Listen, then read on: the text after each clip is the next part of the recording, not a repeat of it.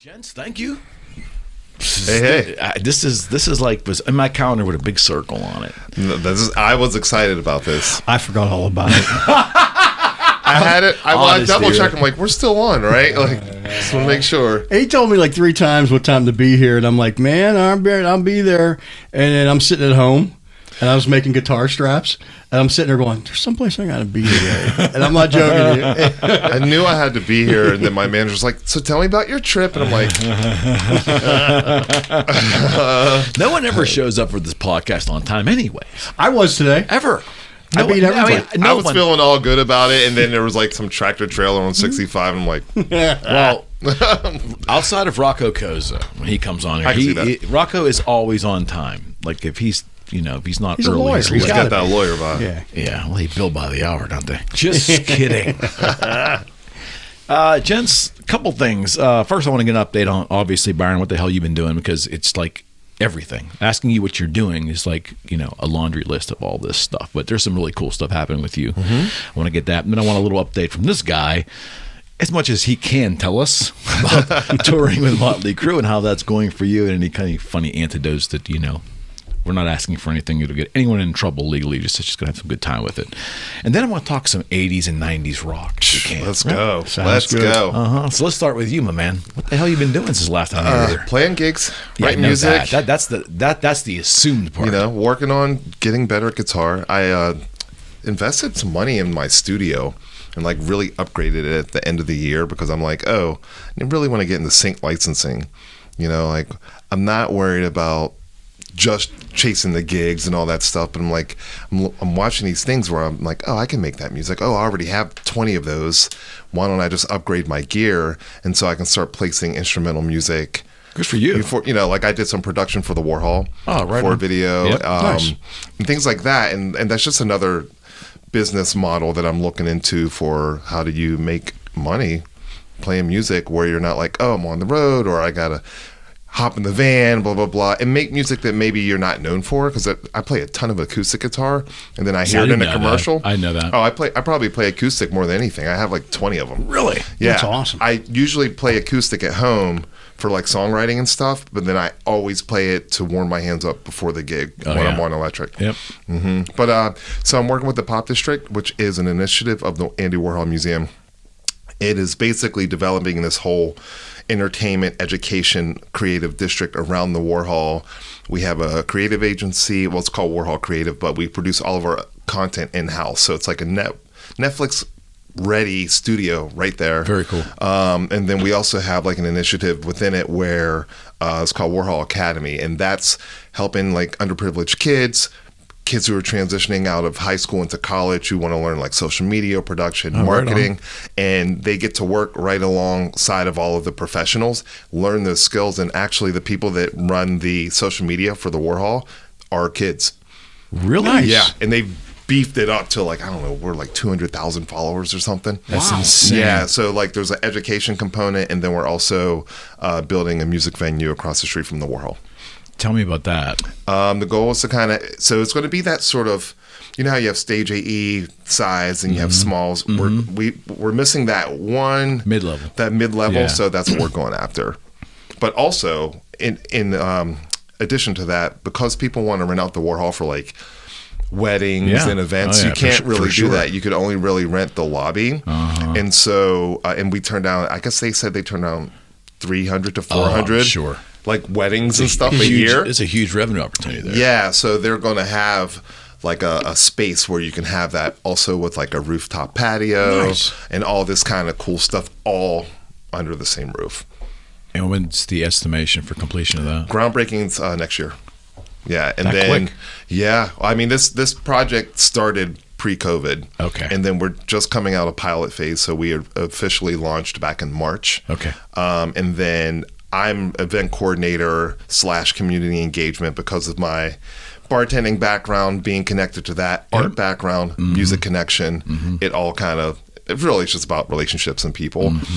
So while I'm doing this kind of like rental space stuff right now, because I can rent out the headquarters, we have a print lounge, all this stuff, it's sort of a transition over into helping run this venue, because the goal is to make it the most artist-friendly and consumer-friendly venue. And I just feel like sometimes you'll be at a club and I'm like, who built this? You know, I can see architects sitting around and making it all cool, but I'm like, well, why is your bar facing that direction? It should be over here. Yeah. And that's how you can build a lot more money, because it's just facing in the right direction and not congested. Yeah. And so just thinking about those things, just being a music nerd, it seems to all be coming Right full on. circle. So you mentioned stoked, you mentioned art and music. And Yeah. it's, there's so many musicians, famous musicians, non-famous musicians, who paint or they sculpt or they work with some art form besides music. Yeah. So you would think there would always be opportunities for venues to grab onto that art culture and blend it with music, but I don't see it happen often. It doesn't always happen. Why do you think that is?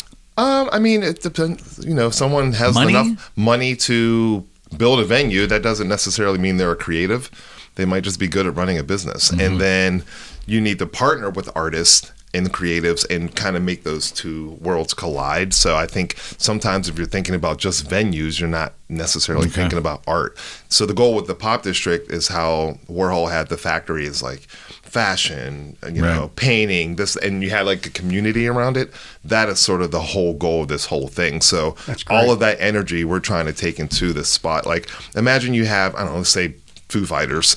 They do a stadium show, but Dave Grohl's really feeling like doing an intimate show. Yeah. Now it's right down the street. I got it. And maybe that's something you do for your fans. And you know what I mean? Like that kind of elite fan club thing. So we want to kind of bring all that energy together and, I don't know, just make it dope. We need a dope club. So, yeah. So I guess that's what I've been doing, and still coaching CrossFit and among everything else, training people and trying to stay healthy. You know what I mean? Have you found any ways to squeeze extra hours out of a day yet? Because it seems like that's been a mission of yours too. I've been trying to trim back. Like I didn't play as many gigs at the beginning of this year on purpose, because I went kind of hard last year, and I was like, yeah, I was like fried by the end. I was like, I don't know, man. Like, what am I doing? I tried to get I tried to get the three of us together last year, which was impossible based on your schedule. And I remember the first time I was embarrassed.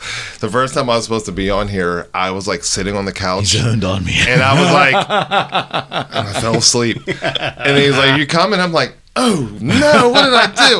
Like, just was in a weird space where my calendar wasn't synced up with my life, and I was like, I'm so sorry.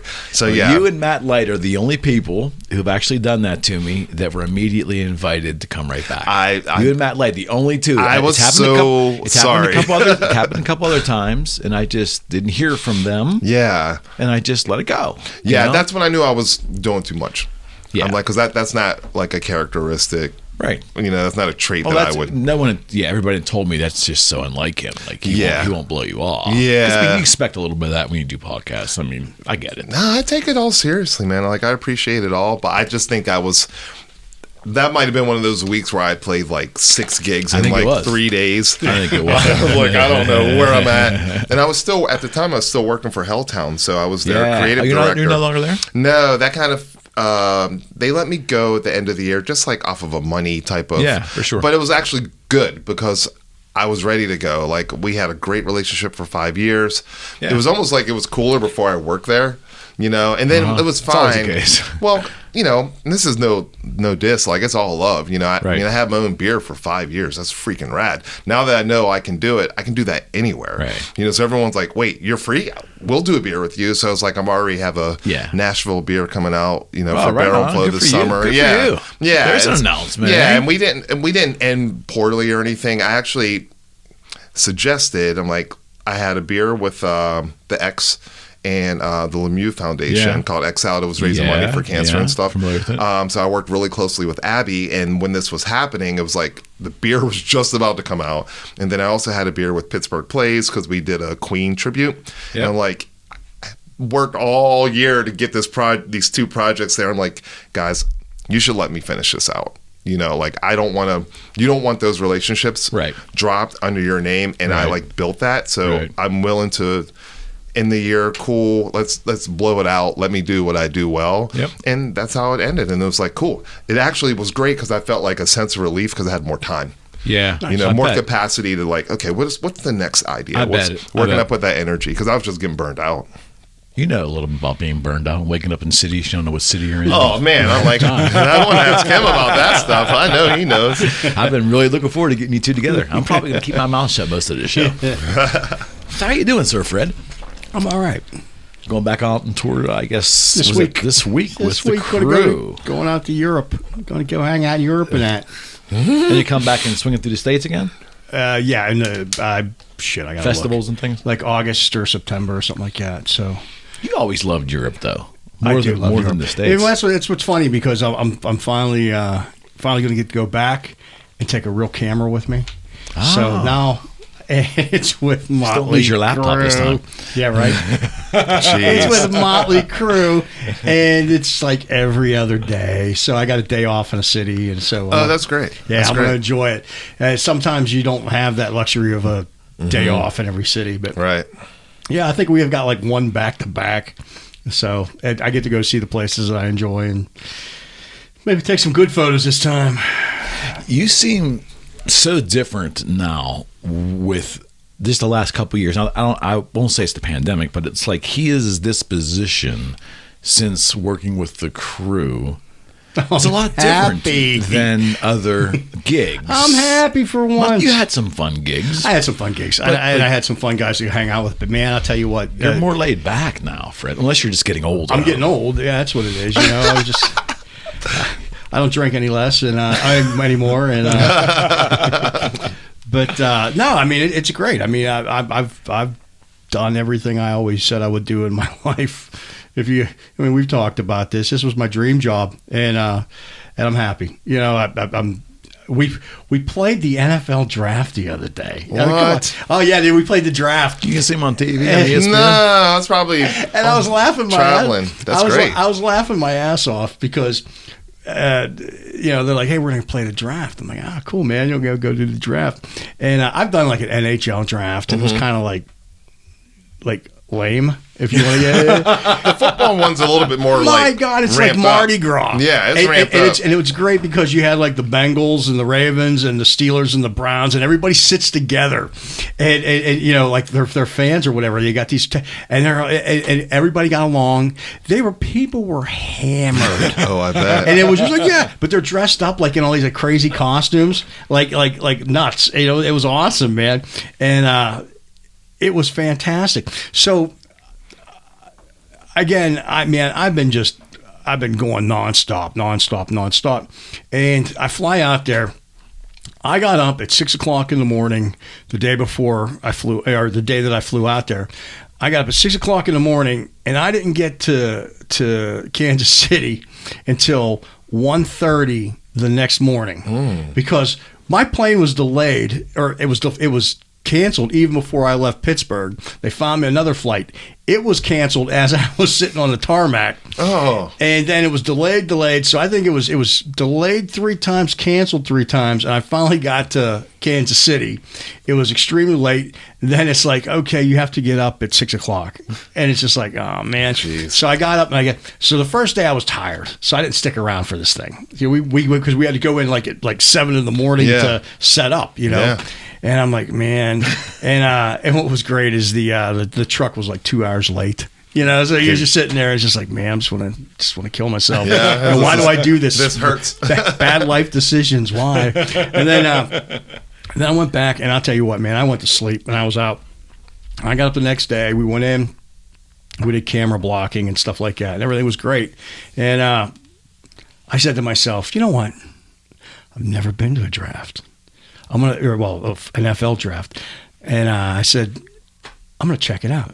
So I got my Ben Roethlisberger shirt. Nice. And I went back, and I'm like, this is the greatest thing ever. People were tanked, man. It was just a party. And they were like, it was like all the different teams, like Browns fans and Steelers fans hanging out, talking, having fun, That's great. Yeah, and it was really, really cool. And I was there when they drafted Joey Porter for because they had the first pick. And so I went up, I did all my stuff on stage and put everything back. I had all my gear backstage, changed my shirt, went out in the crowd, my Steeler shirt, and they put the camera on us, which was really cool. It was just like, oh wow. And then like all my friends, like I didn't tell anybody, it's like we're watching on TV. They're like, hey, and my phone starts blowing up. I think I saw Fred on television again. There's Fred again. There's Fred again. That's what everybody was saying. And my buddy, he's like, yeah, man, my wife said she saw you on TV. I'm like, really? When? Last night at the draft. Oh, yeah, that was me. And it's like, what? You went down? I'm like, yeah, I went down. So, yeah, I didn't tell anybody I was doing that shit. And I went and I had a blast with these guys. That's great. It's like all these Steeler fans, and it was and then I'd like sneak away, and then I'd walk like the long way so nobody saw me. And then I'd go backstage. And I get my realize who you are. I start doing my gear.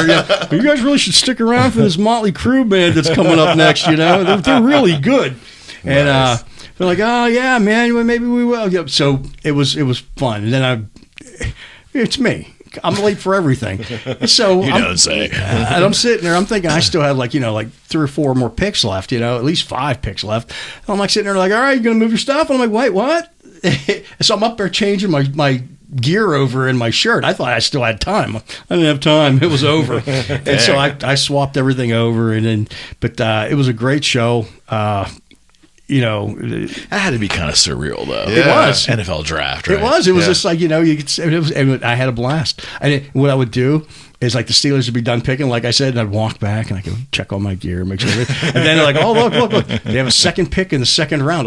So I'd come walking in, like walk out by like where they're serving food and I'd come walk, hey guys, how's it going? Yeah, it's about ready to pick again. So I'd sit up there and just like I didn't let anybody know. So I was on stage, and I was checking the base, and you just see all the people that are sitting there going, hey, wait a second, there's that guy. Yeah. It's that That's awesome. guy. That is awesome. There was an NFL draft bass Nikki Sixx was playing. Yeah, that was awesome. Oh, wow. It was How'd Schechter. that happen? They made him a bass. Schechter got him they did it great. And the brown one he played for Home Sweet Home, that was mine. Oh, I nice. was all thrilled. I took because everything's in Europe. So so I took my brown one. I was like, I love Schecters. oh dude, they're great. They're great guitars. They made a believer out of you. You know what they actually did? See, the thing was, back in the day when they were a parts company, they made great parts. Yeah. And I loved them back then, man. I've got some Schechter stuff Yeah. from back then. And but man, now the stuff that they put out now is great. And that bass, it sounded great. I mean, his little Nikki Sixx shape is, that's what my favorite shape is, like the Thunderbird looking thing. Yeah. And man, it sounds great. And they banged it out really quick, and they got it painted up for him nice and quick. And but it sounded great, and he used it the whole tour. Now I can say this. Pause. And Nikki, if you're watching, you don't need to know this. Turn this off now. So check it out, man. Like I go over everything, when I get something new, and this bass was new, and so I gave him some new strap locks on it, for the, and I'm sitting there and and I'd been talking to somebody about just fixing strap locks in a pinch, stuffing a toothpick in there and snapping it off and re-screwing it, and I'm sitting there and he hands the bass back to me. And he takes off his jacket, and I look down, and I looked at the strap pin, and it's hanging out. And I went, and I screwed it back in with my fingers. I'm like, what the hell, man? And he's got one more song to go before he has to hand it back to me. I'm like, dude, that strap pin fell out. I know I checked that. I'm like, holy hell. And I'm sitting out there, and I'm like walking back and forth. And I'm just watching the front of that bass, and I'm watching that front strap pin come out. And I'm going, Oh, God. holy shit. I'm like, it's strap. And it was just, the pin was coming out. And it happens. And I'm going, holy hell. And I'm like, please. and I'm like, this is like the worst possible thing that could happen. Yeah, you're like for a watching tech. it. And I'm like going, please work. So he comes back and he hands me the bass. And I look, there was like 3 threads of a screw holding that thing on there. I'm going, and I go, all right, we'll see you later. And he goes out to play Home Sweet Home up by the fountain. I had I didn't have my box. I had nothing. I had nothing to grab the stuff in that hole. So I went and I found a plant. There was like a potted plant next. It's like off the stage, and here I am like looking at this plant, and I'm like rummaging through there, and I pick up this piece of mulch. And I'm like, you'll do. And I snapped this piece of mulch. And I jammed it in the hole. Of course you did. Of course I did. It's Gorilla Guitar Tech. I held together Zakk's guitar with a piece of gum one time. I stuck this little piece of mulch in that thing, and I'm sitting there tugging on it. I'm like, it wouldn't even come out. I'm like, I should always just find a piece of mulch. I put it on there, and I was just like, and it was fine. And I actually took those strap locks back out, and because the bass is just going to go hang somewhere. So I put the old ones back on there, put a piece of mulch in there. It's perfect. Wow. that's my Fred Gorilla Guitar Tech. You got a tip. So. I mean, that's like a YouTube video. Dude. That's like a how-to right it's there. It's a how-to. Yeah. So, but every guitarist had a problem with the strap lock at some point in their life. Oh, exactly. But this was like a new one. And I just didn't expect it. Well, yeah, in front of thousands of people. And I'm like, going, please. God. And I could see it. And what's funny is I had my camera, and there was like one time when I got my camera and I was just zooming in just to see. I'm like, there's a gap between there. Oh my God! Did you have a picture? Oh, that's I was just like, stressful moment right there, man. Here's what's great about. So somewhere along the line, I dinged my. I don't know if I did the viewfinder or whatever I did. Every picture I took that night was blurry except for like 2. And it was just, I have no idea what it was. And then I went and took pictures the next day with it, and it was fine. So I don't know what the deal was. I do know that like it looked clear in the viewfinder, but I think it was because I used the eyepiece. Yeah. I don't, do the. Oh, there's a adjustment on that. Yeah. And me, I never look at on anything the else. viewfinder. Yeah, I never. I was like. Well, Nikki Sixx Nikki Sixx encourages him to take pictures side stage while he's teching. Oh.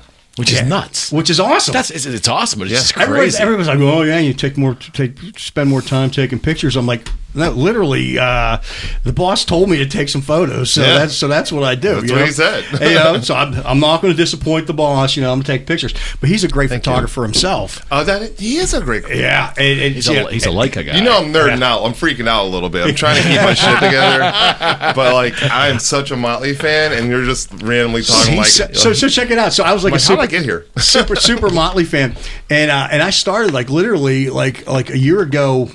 Coming out, I think I started like the night before my birthday again, but I'd gone in May, so I've been there for about a year, and I super fanned on him. I was like, hey man, how's it going? Nice to meet you. I hugged him. I'm like, I'm a geek. I mean, there's certain groups and artists, that's I crazy. could have fired me that day. I would have never got my hug in, But yeah, he's awesome, man. He's a great boss, and I have nothing but utmost respect for him. Yeah, it's like as moments you work so hard for so long, it's like you just want to see that kind of circumstance happen for people who deserve it. So like, when he got that gig, I was like, well, of course he got that gig because he put in all this time. I was getting done. there. I was done. You were like thinking about that. Oh, really? Were you? Well, the joke was is I quit, and I'll tell him I'm done. And me and him have to talk. You're not done. I'm like, I'm done. I quit. I'm out of the business. I'm out of the game. The phone will ring like 2 hours later. It's like, hey, we need you to do that. I'm like, I can do that. I think I can do that. But I've told him at least 5, 7, 8 times that you said that back. Okay, there was. When he separated from Black Label Society, I was done then too, and it was Shine Down. I'm gonna go with Shine Down for 10 days, and I didn't even know who Shine Down was at that time. All day they were like on the cusp of this one song blowing up. I didn't know, and then it blew up, and I'm like, wait a second, that's who Fred's out with? And I said, well, aren't you coming back? You said like 2 weeks, you'd be back. Yeah, 10 days. How many years did that last? I went down to the 930 Club and saw him. Oh, and it's just like, yeah, we're hanging out. Guy goes, I need you for 10 days. I'm like, all right, man. Yeah, I'll do it. Back in the mix. 2.5 years later of nonstop touring. Man. So here's what was crazy, Byron. So we're starting this. We're really ramping up with Boogie Street at the time, and I was counting on having him back for a while because part of the gig is when you bought a Boogie Street guitar, it was set up professionally by Fred Kowalo. I mean, that was part of I compensated Fred. It was baked into the package, right? So I want to go on the road, but I'm going to commit to get all these done. I'm like, well, how are you going to do that? He says, well, there's these days off. There's a couple, like a 2-day break here and a 3-day break here. I'll just fly in and do them. I'm like, you're not going to do that. Well, he did it. Wow. Like I would find him like passed out in my office at you 3 were in the just going morning, extra hard. But like in all these blogs, and he is like, yeah, I still to this day have no idea how you made that work. But you did it. Well, I said I was going to do it. Yeah, I know. There it is. But it was There it is. It was, Accountability to yourself. Same thing with Megadeth. Same thing. I did a movie one time here, and I was I was with Shine. I was flying in at Mysteries of Pittsburgh. I was flying in on the days off to do a small bit part that eventually got cut. After all that. Yeah. After all that. Yeah, so I want to talk a little bit about the guitarists that got us all off when we were kids. The reason why we loved the instrument. I kind of know his story to a degree, but I really don't know your background, like the guitarist that made you want to play. It's funny because like someone just asked me that yesterday and was like on the spot while I was like listening to a bluegrass band, but they were kind of like almost punky, and so they were like shredding on acoustic. I said if that were amplified like through an electric, that would be thrash metal. They were like, he just sent me something like that. He just sent me something with what song was that? Yeah, "Call Me the Breeze" by the Skinner, played on a banjo with effects, like with a wah pedal, crushing, right? Yeah. Crushing. And so, but it was making it hard for me to like think of like, well, who are my people? Because I feel like you start out a fan and maybe in the beginning stages of you like learning guitar, and there's the people that really impact you. And so for me, like, it was Mick Mars, it was Randy Rhoads, a lot of the rock guys, like that was, Whitesnake, like all that stuff, like really got me wanting to play. And then even like Prince before that, but I didn't know. Like I thought of Prince more of like just an overall artist. I didn't give him the guitar props that I should have as a young fan. I'm like, oh, duh, right? But it was like people like that. And then there's like the guitar duos. So there's like the Hetfield and the Hammetts, and then the Iron Maiden, like understanding like harmony and like playing in unison. And, oh, he's, being able to know when someone switches and it's like, no, that's so-and-so solo. That's Maiden, man. Yeah, that's Maiden. And so like all that type of stuff really, I was hooked.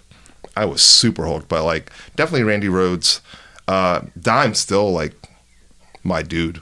Like I saw them with Suicidal Tendencies and Exodus. Oh man, Painter's Mill. What was that? Stupid. Like it looked dangerous. 89? Was it 89? Yeah. 87? It was like 89, 90, something like that. That's even before Cowboys to Hell, because that was it. That was Cowboys. Yeah, that was like Cowboys. That was definitely Cowboys. It was like Fabulous Disaster era, and I just remember being like, no one. I haven't heard. I've heard a lot of people. I haven't heard someone have that like swagger, because metal was starting to do that weird thing where it was just like everyone was kind of like regurgitating like a Metallica rip, and I was like, and then like solos kind of started sounding the same, but he didn't sound like. Well, his tone was definitely. His tone was crazy, and did you like his tone when you first heard it? I did, and I remember you saying you weren't a fan of certain parts of it, but I kept thinking, oh, it's because he's playing a Randall. So I'm like, should I get a Randall amp? Not realizing it's a lot more than that, and it's like your hands too. Yeah. But then I saw him at Hammerjacks. And that was like, it was right before Vulgar came out, and they played almost the whole record. And I was like, I don't know, this is the guy. But also Zakk. Zakk was because I saw Zakk right when he joined. What's that? What's the Glory? No, when he joined Ozzy. What's that record? It's like gray, has little kids on it. No More Tears, or No Rest for the Wicked. Thank you. And I was hooked. Like it was like people like that, just like.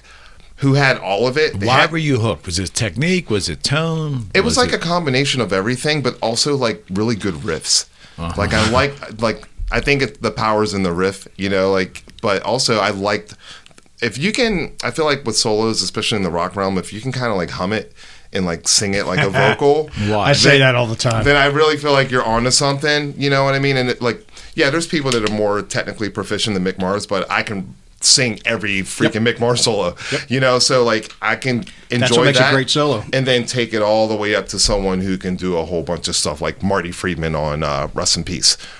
love it. But also like all the stuff on the early Megadeth records. What's his name? Chris Poland.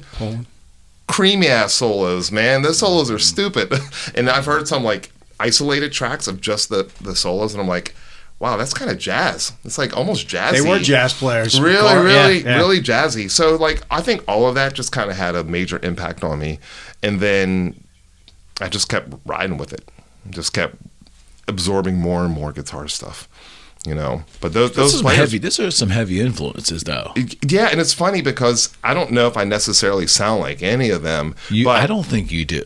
But then I'll do something, and I'm like, that is such a Queensryche thing right there. That's Operation Mind. Man. Oh, dude, Operation Mindcrime, one of my favorite records of all time because I saw that tour. It was Injustice for All, and they opened up, and then they came back around, and then it was like the Cult, you know. But something about those dual guitars, and just like in a weird way, I won't like usually cite them, and then I'll forget, and I'll do something where it's, I'm like, oh, that's totally Queensryche all day. Yeah. So it's like it's in my DNA. So you feel it. But it's never to duplicate, and it's never to imitate. It's just like.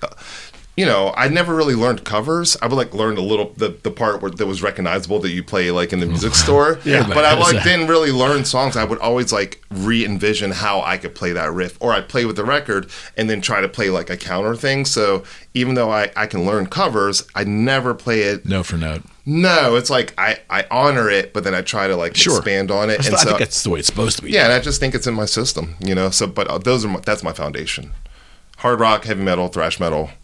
All that stuff. I don't know if we've ever done a deep dive question like this with you. Like what, you know, I know Nikki Sixx was the bass guy for you, but you started on guitar first, didn't you? Yeah, I started on guitar. And why? Who pushed you there? I don't think I asked you that question. You know, it's funny is it was Mötley that I saw that, and that was always been my joke is I mean, I listened to everything. I listened to Black Sabbath. I listened to Pink Floyd. I listened to the old Pink Floyd, you know, and so.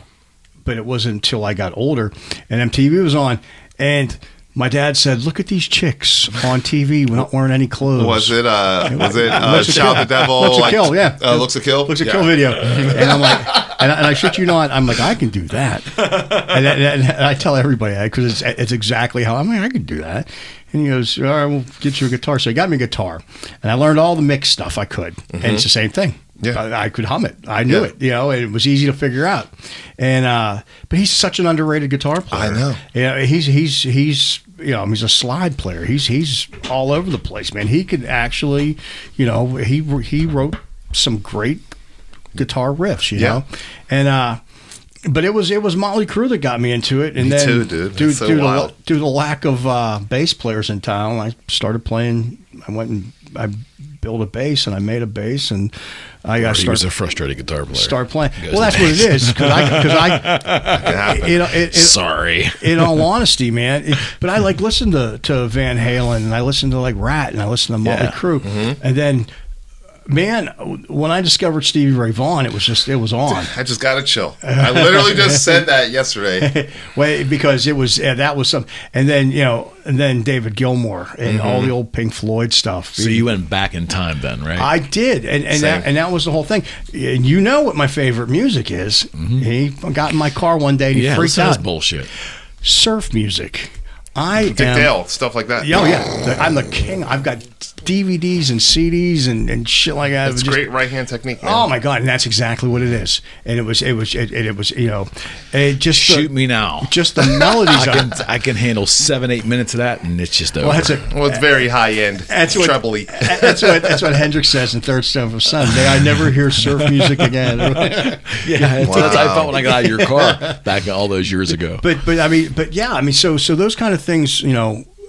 Guitar wise, you know, it turned into like Stevie Ray and Jimmy Vaughan and stuff like that. And I went through that whole blues phase where I learned everything, but then I learned it on guitar, and then I had to learn it on bass. Yeah. So it was easier for me to find a job because I'm a rhythm player. I'm not a solo player, and I can play rhythm on guitars all day long, but I'm a bass player, and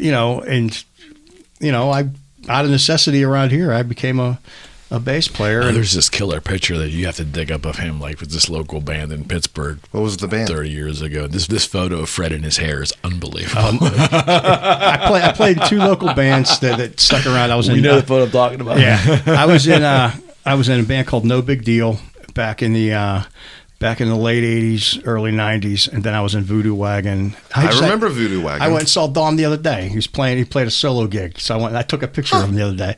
So he's still sitting around. He's still playing in Pittsburgh. But yeah, man. So those were the 2 bands that I was in, and then I just went off and became a guitar tech. That's awesome. Now I get to do more than I ever could have. I mean, played. I'm kind of like, I don't know. You kind of like, you won the game on that, man. That's awesome. Yeah, man, it was just, I was lucky. And I tell everybody that. I got lucky. You know, just some kid that got lucky and right place, right time, right friends. And as many times I tried to quit, I ain't quitting. I also think on a personal level, though, that also shows like you were willing to take risks because like this is what you wanted to do, but you ended up doing the other thing, and the other thing ends up being you're like, huh, look, this got me closer to what I was actually going after. Well, that's one of the things. What I mean? That's one of the things I joke about, man. Is man, I've played with my heroes. You know what I mean? Mind blowing. I've actually sat in and played like a sound check. You know, now they're colleagues. Yeah, exactly. Friends. These cats are like the cats. You know, they ask me for advice. I'm like, well, and like the rock star cliche is it's one of the things we were talking about when we did the movie Rockstar. It's, you know, I had posters of these guys on my wall when I was a kid. Now I'm right there with them, and it was just, you know, it's like I remember playing, you know. We had sound recordings of us of an Aussie rehearsal, and I played acoustic guitar on Melissa, you know, and all these, and, you know, like it's Newstead and Borden, and me and Borden used to play surf music all the time. Ozzy came up and sang some shit. Alice in Chains. I sat in for Mikey one day when he was doing an interview. Jerry goes, we played like Sabbath songs, and it's just like, I need to add Jerry Cantrell to my list. Oh yeah, Jerry's awesome, man. And I sit there and I giggle, man. It's just like, you know, I've actually got to play with my heroes, you know, and the baddest of the baddest. Oh, yeah, dude, I giggle, man. I giggle, you know, and just to sit around and pick Mustaine's brain, yeah, and pick Elfson's brain, and you know, all the years you spent with Zakk. Well, that's what I was getting to. I mean, that cat, Zakk gave me my start. He knew me from nobody, wow. And we were hanging. You know, it's a long, wonderful story, but you know, in the end, he goes, dude, you want a job? I was supposed to meet him and fix his guitar. I think get into that. Okay, you haven't heard that. Yeah, one. I'm done. I don't got nothing else to say. I'm just gonna listen. You're not done, but you need to hear this. It's a long one, but it'll eat up some time here. What else do we do on this show? But yeah, man. So I got this phone call, and you know, I was supposed to be a player, and it never turned out. I ended up, you know, I was going to be a single dad and shit like that, and I was out. You know, I mean, I was working at Channel 4 for like $8.50 an hour, and so I got this call from Zakk's guitar player Nick, who's from Pittsburgh, and Nick goes, "Hey man, I dropped my guitar. I haven't even had that one. Can you fix up my guitar for me?" I'm like, "Yeah, man." He goes, "Listen, I'm flying to Tokyo tomorrow." For all things, it was like Mötley Crüe, Steve Vai, and that's another one of mine. Black Label. They were doing Rock Around the Bay in Tokyo. Wow. Nick calls up and goes, "Dude, I dropped my guitar. Can you fix it?" I'm like, "Yeah, man, I'll take care of it." I said, "Bring it over." So I did. So here's the legend. Legend has it. This is what I was told. That Zakk and Steve Vai are sitting in the dressing room, and the only guitar in there is Nick's guitar. And Zakk was trying to tell Steve Vai something. He goes, "You know, when you do it like this," and he's like, "Dude, no, Nikita, hand me the guitar." So he hands him the guitar, and he shows Steve Vai something on Nick's guitar, and he goes, "Who the fuck does your guitars?" And he goes, "Well, my buddy does." He goes, "Think you'll do mine." That's what I was told. So here I am. I like how you did his voice, though. I like how he walked in. He is Zakk. So I get this call, and Nick goes, "Hey man, Zakk wants to know if you'll do his guitar." And I'm like, "Yeah, man. What's he going to do? Send it out? What when he's in town? What's it?" He goes, "No, dude. He wants you to go to WrestleMania." I'm a single dad. I make $8.50 an hour working at Channel 4. I don't have money to go see WrestleMania. He goes, "Don't worry about it. He'll put you up." And I'm like, "Well, when are we going out?" And I said, "Well, that's He goes, "He wants us out there for 4 days. We're gonna hang for 4 days." I'm like, "Dude, I can't go for 4 days. I got a kid." My mom's like, "Go, Yeah. go."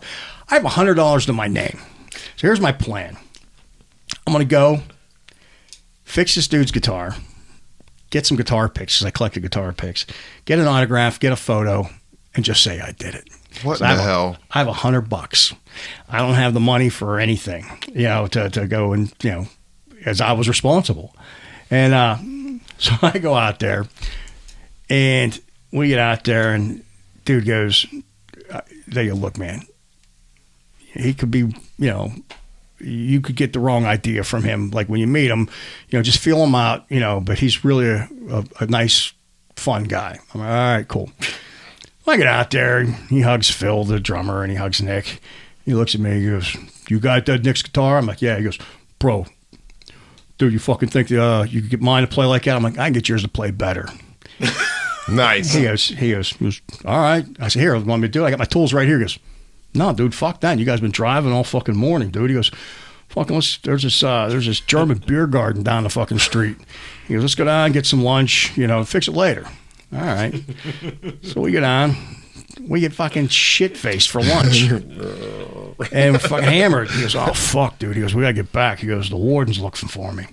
And so we go back to the hotel. It's about 4 o'clock. We get back about 4:30. We're in Philadelphia. Yeah. We're in Philadelphia walking. He goes, "All right, I'll see you in a half hour." I said, "All right." So we go back and got my tools. Half hour. "What do you got your fucking tools for?" I'm like, "Fix that guitar." He goes, "Nah, dude, there's this fucking English pub down the street, fucking happy hour." He goes, "We gotta get something to eat." So we went down to this English pub and fucking got there and got all fucking shit-faced. We come back like at night and raising hell in the fucking lobby, fucking.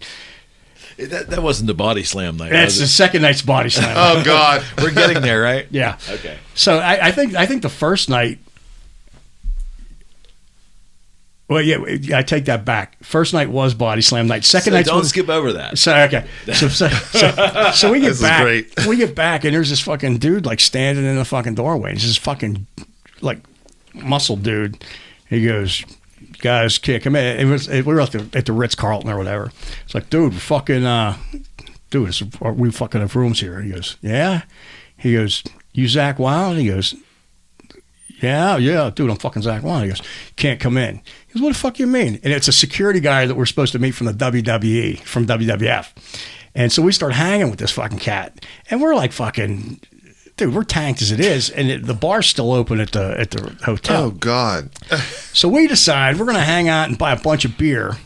And we're going to hang out in the lobby where we can all hang out. So we're all hanging out in the lobby. And we decide that we're Jim Dodson from the WWF. He was like Stone Cold security guard. He's like the Rock security guard. He was like the head security for WWF. So we're all fucking hanging out, and Zakk's like, "Dude, I want you to." We're having studio wrestling in the lobby of the Ritz-Carlton in Philadelphia. Took the fucking covers off the couch, like all the cushions, and laid them on the floor, and we're slamming each other. And Zakk goes to Jim. He goes, "Dude, check it out, bro. I want you to fucking pick me up. I want you to fucking." Yeah, your impersonation is crazy right now. I want you to fucking body slam me on the fucking car. And now, mind you, Zakk he was playing the piano. There's like a white grand piano in this lobby, and he's playing the piano. It's just like, some of the guests are like, "Oh, people at the bar," but it's loud. Yeah. And they're like, "Sir, could you please keep it down?" Yeah, so we decided we're going to wrestle. And so we're having studio wrestling, and it was fun. And Zakk goes, "Dude, fucking check it out, bro. I want you to fucking pick me up, fucking put me above your head, and fucking body slam me down." Jim's like, "Man, I just had shoulder surgery, and man, I don't think I can get you up here." He goes, dude, yeah, you can do it. So he picks him up, He gets him up and gets him about here. Now, Jim is fucking huge, man. He was a bodybuilder. And his shoulder gives out. And he drops Zakk head first on the piano. No. And the dude is just fucking laying there, fucking not moving. And instantly through my head was, I never even got that guitar pick. And I never fixed his guitar. And I never got my picture. And now I'm not going to get an autograph because he's dead on the floor. From a body slam. And everybody's going, dude. Jim's like, man, I'm sorry, man. I go, my fucking shoulder gave out, and Zakk's just laying there. It's like, man, I think he's dead. And everybody's, oh my God, he's dead. Fucking And he opens his eyes and he goes, no, I said pick me all the way up and gorilla press me above your fucking head and then slam me. And the manager's like, please stop. Everybody just stop. And Dotson and picks him up and he scoops him and he puts him above his head and he body slams him on the ground. He goes, that's all I wanted. And they throw us out. You know, it's God. It's like, you guys are done for the evening. Wow. So this becomes he goes, dude, I'll fucking see you guys in the morning. All right, blah, blah, blah. And so we go back, we're in the morning, we're meeting up, and I've got my tools. And he goes, dude, what the fuck's what's in the box? What's in the bag? I'm like, my tools. He goes, for what? I'm like, fix your guitar. He goes, no, dude, there's this fucking microbrewery down the street. He goes, we're going to go down there and get some lunch. This happened. I'll make the story short. This happened for like 3 days. For three more days. It was. You want me to fix that guitar? No, dude. There's this beer garden down the street. There's this microbrewery. This is American fucking brew house. There's this local Philadelphia. God. And so it goes on and on and on. And it's just like, dude, I got to do this guitar. So we're raising hell, man. And it's like, we go to like the pre-party for WrestleMania. Oh, God. And we're hammered. I meet Stone Cold Steve Austin for the first time. And, we're all just hanging out. It's great. There's this up and coming new kid called The Rock, shit like that. And it's just meeting all these guys because I was a big fan of wrestling when I was a kid too. So now I'm in, and I'm sitting there the whole time going, all I wanted fix his guitar. Fix his guitar because I'm out of money, but Zakk's paying for like everything. And he was always he is such a generous guy. But so we're hanging out, and he goes, dude. I go, dude, I got to fix that guitar, man. He goes, no, dude, we'll do it tomorrow. I'll see you tomorrow. So I get down there tomorrow. Next day comes. This is like the 4th day. WrestleMania is that night. We're going to WrestleMania. And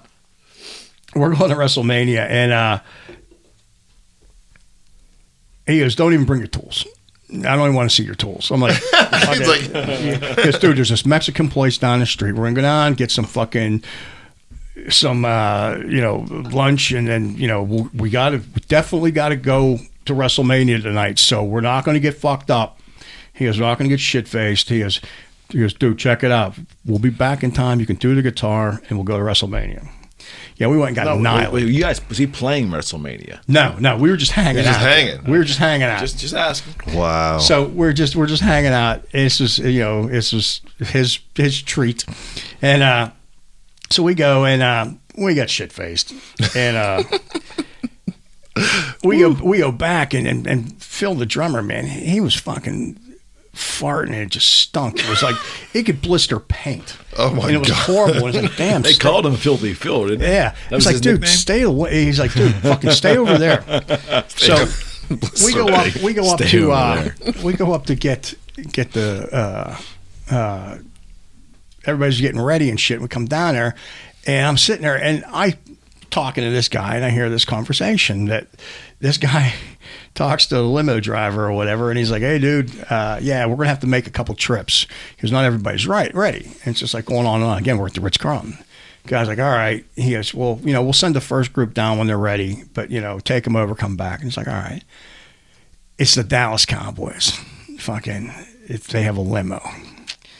And dude comes down. This is before Uber and shit like that, so we have to get a taxi. And I go, hey, I got a great idea. He goes, hang on, let me try this. And look at me. I was like in a black T-shirt or whatever, And I go walking over. This is pre-Black Label, so we didn't have our colors and shit yet.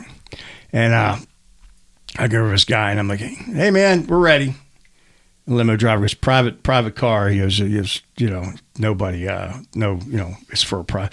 Oh, yeah. I said, it's my uncle set me down. He said that, we're going to take the first group over and come back for the other guys. The guy goes, what are you talking about? It's a private car. He goes, this is for, I said, yeah, for the Cowboys, right? He goes, it might be. He goes, but you're no damn cowboy. I'm like, no, my uncle is. My uncle is. And he said to go over early. He goes, I ain't buying this. I'm like, look, man. I said, it's just the 5 of us, 6 of us. I said, take us, whatever. We're going to go over to the, thing.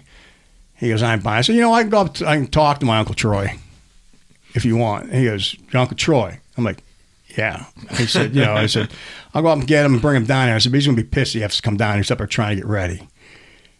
He goes, all right. How many are you? What? So I said, we was like 4 of us, 5 of us, or whatever. And we get in the car, go over to WrestleMania and shit like that. And this is back in the day when, the brick-sized cell phones, the giant thing. We're getting out of the car, and we drank all the booze that they had in the damn thing. We're sitting there. Phil's farting, and it stinks really bad. And we get out of the car, and guy answers his little brick cell phone. He's like, yeah, I brought the first group over. Now, what first group? He's like, what? And he looks at me and goes, you motherfuckers, lad. And he's fucking yelling. Zakk's like, fuck you, your fucking Eagles fucking suck, fucking fuck the Cowboys, fuck the Eagles. He was a Giants fan. And so we get in there, and I just remember Dodson going, man, you guys are causing trouble. We're ready. So Jimmy takes us in, and we go to WrestleMania, and we're sitting ringside. Oh, like Isaac Hayes is sitting like 5 seats down from me. We're sitting next to Heavy D, the Big Pun, and Fat Joe. Oh my God, that's who we were sitting next to. So we're sitting there, and they got all their kids and shit, and it's WrestleMania, and Zakk's buying beer, and they're like, he's selling them 2 beers. He goes, just give me the tray. And the guy's like, no, I can't. So you've had a couple trays. He's like, well, here, I'll buy the. He gives, you get 2, you get 2, you get 2, you get 2, you get 2. And he tells the guy, he goes, just when you come back, just come straight here with the. So we're like sitting there, and we're just like tearing up, and we had a blast, man, and it was great, And one of the things I always laugh about that is I see Austin when he wins the belt, and he's he's raising up the. You got a paper towel? He's raising up the belt. You can see him looking at us in the corner laughing because we'd been hanging out. We hung out with him the night before, and first time. So we go backstage, and we're at the Undertaker's party. Undertaker's throwing his party, man, and it's me, Zakk Wylde, Stone Cold Steve Austin, and we're drinking all fucking night. And I still remember Zakk had a case of Sam Adams he was carrying around. Fucking Austin had it's like a party, like a nice place. They're carrying around 6 packs, 12 packs of beer, And Austin had Coors Light, and Steve had swiped me a bottle of Jack Daniels. And I used to drink a 5th of Jack Daniels every day. I'm polishing off this fucking bottle of Jack Daniels. He didn't drink. And I remember fucking Phil fucking farted, and Zakk's like, damn, man. And I'm like, I didn't want it to get in the smell to get in my whiskey, so I just polished the bottle off. Oh my God. And fucking Austin goes, damn, son. He goes, you can put away the whiskey. Zakk looks over and goes, dude, you want a fucking job? And that's how I got my job. Wow. And I tell everybody, I never once tuned that guitar for him. I didn't know anything. He didn't know how I could tune his guitar until I went out to his house in California, in Valencia. So wait, you never tuned it? No, I never tuned it. That's one of the best stories I've ever heard. I played it the first day. That was it. And I'm like, dude, I can make it, because he handed it to me. He goes, could you make this song play it? I'm like, yeah, I can make it fucking play better than Nick's. And but yeah, so fucking I didn't do anything until I went out to California. I figured we went out there at night. So when that ended that night, he hired you on the spot. Yeah, he hired me on the spot. Yeah, a sight unseen of my talents.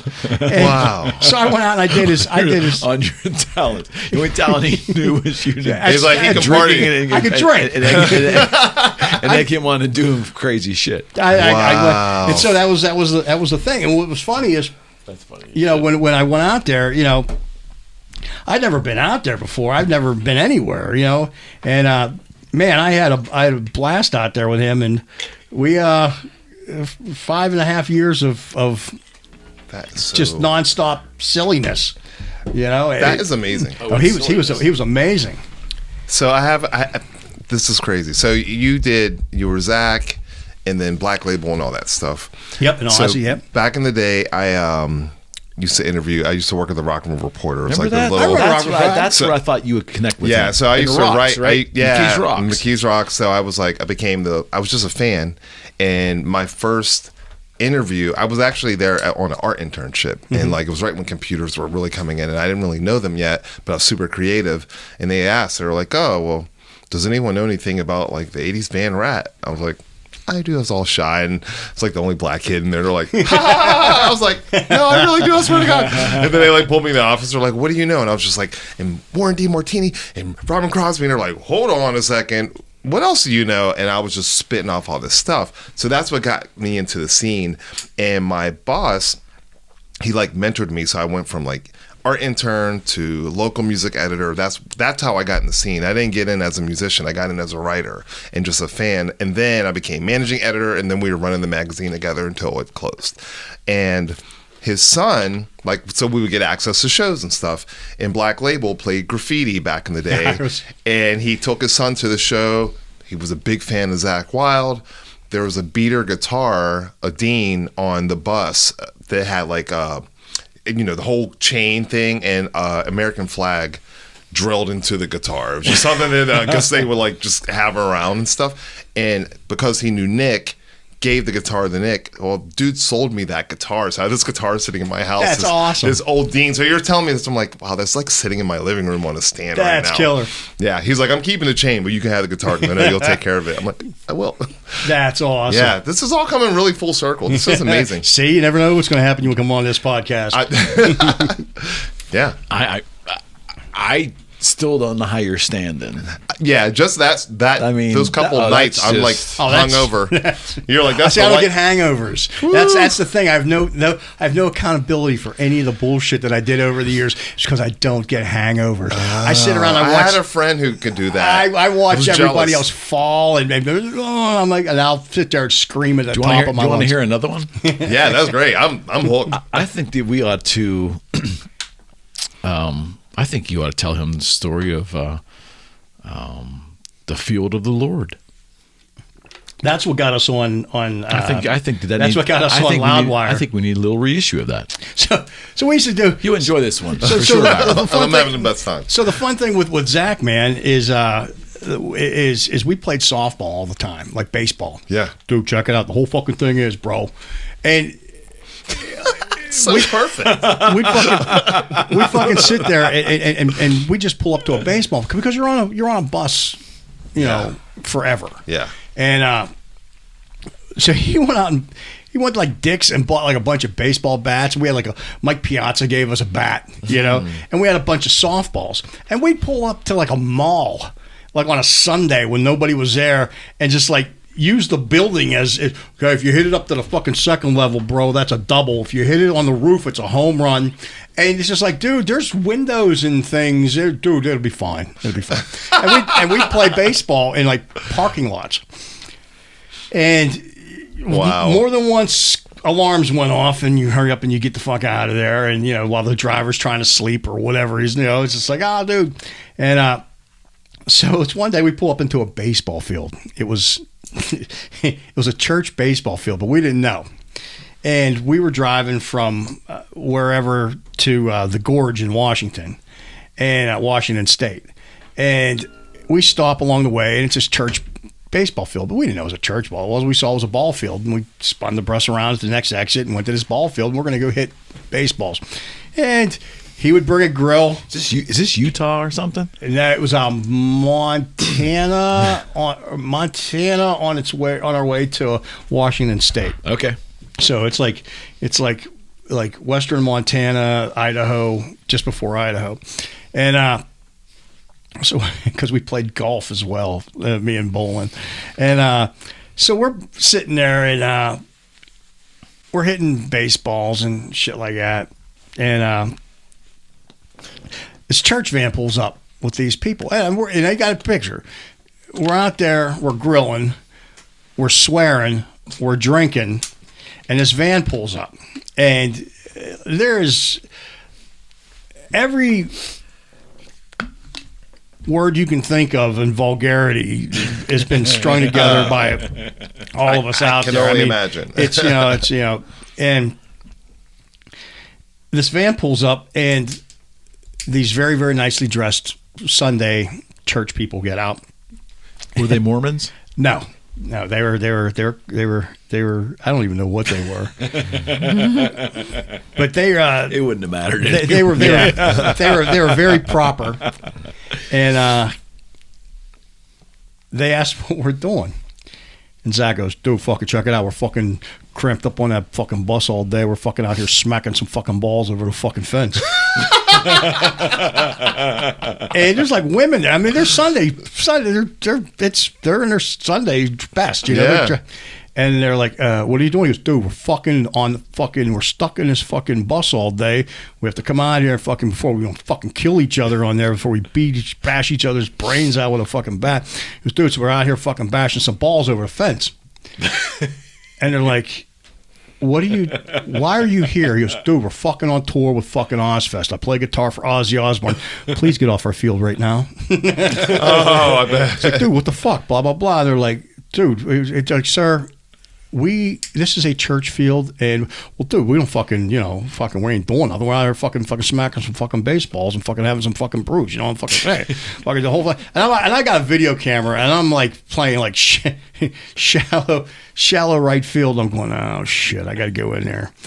So I just left the camera on and walking in there, and they're like, "Sir, please, you do what?" "I play guitar for fucking Ozzy Osbourne." "Sir, please, you and everyone else get off the field before we call the cops." "What do you fucking mean you got to fucking do it? We got to fucking call the cops. We're out here just trying to fucking have a fucking good fucking time, and you motherfuckers come out here and you fucking sitting here telling me fucking..."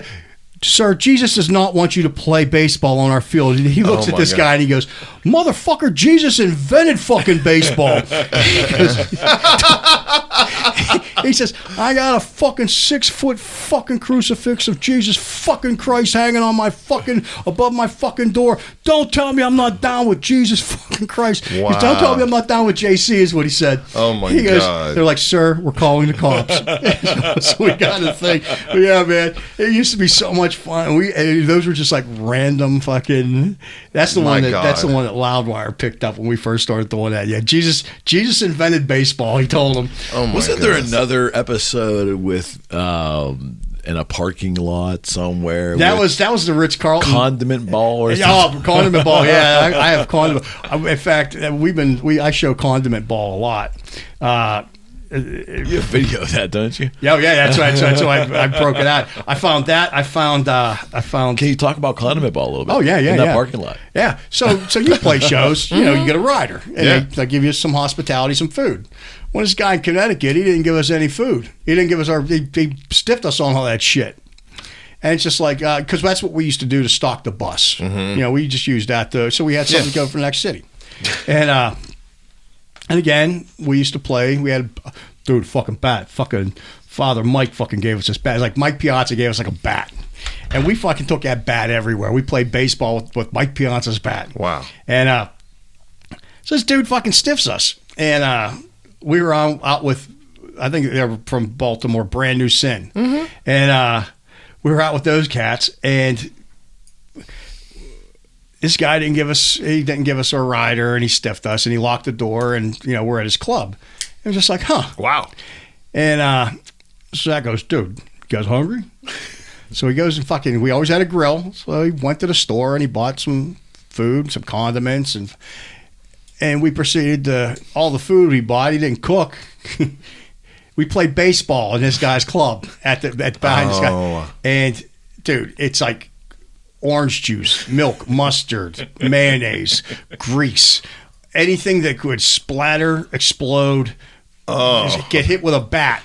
I bet he regretted that. It's a filthy mess, and I have like an hour and 10-minute video of everybody taking a turn, smacking shit around on us. But the thing is we were just growing beards at the time. We were just starting to grow our little beards, and his beard had so much shit in it, like mayonnaise. Just like he caught a thing of Hellman's mayonnaise. But I was doing a commentary, like the Bob Uecker commentary, and it's one of the funniest videos. Didn't you guys didn't they add like a 10 or 12 days to a tour? 13 days of grief. Yeah, they added last minute on this bus tour they were on. They added after an Ozfest 13 gigs. 13 gigs in 13 days after you did Ozfest. And Zakk decided we're going to do it. We're all going to become Vikings. And we're not going to bathe. Oh yeah, dude. No hotels. No day rooms. No nothing. Ooh. It was nasty. And so he would go for weeks without taking showers. He's like, dude, 72 days, 2 showers. Wow. And it's just like, yeah. But he's playing gigs too, so that's... Oh, yeah. Yeah. That was serious. It was... Yeah, that's called rude. Yeah, that's ignorant. And it'd be on the bus. And the thing was, he had socks. He would have black socks, and they would be in a pile in the back. Every day he got a pair of socks, so he'd just throw them, and there's it literally looked like a pile of it was a pile of socks. It was 72 days of black socks. What is it? 144? I can't even. 154 socks back there, or whatever. And all of you are on the same bus. 144 socks all back of you there are on the same on bus. the same bus, but there's a pile of them in the back lines of dirty, wet, nasty socks. Because he only brought 2 pair of pants and 2 shirts. On tour. He laughed at me. Zakk is wild. He laughed at me. He goes, dude, check it out, bro. Fucking you guys paying what, $3.50 for fucking laundry? 75 cents, wash and dry. And fucking, he just had a pair of, he threw a shirt and a pair of, and it was like this just pile of socks. Now here's one. I might have told you this one. And that was a thing. Now you have a runner, you know what I mean? Yeah. And the runner gets you whatever you need. So he sends this woman out for black men's socks, and get a pair of black men's socks, for Zakk. And this woman can't find them. And dude doesn't have any more socks except for that pile of dirty fucking socks in the back. And he's like, dude, you really got to find these socks. I mean, you really got to go find these. I've been looking everywhere. I cannot find black men's socks anywhere. I'm like, you got to find him. He needs a pair of socks. His showtime's coming up. You need to get these socks. I cannot find black men's socks anywhere.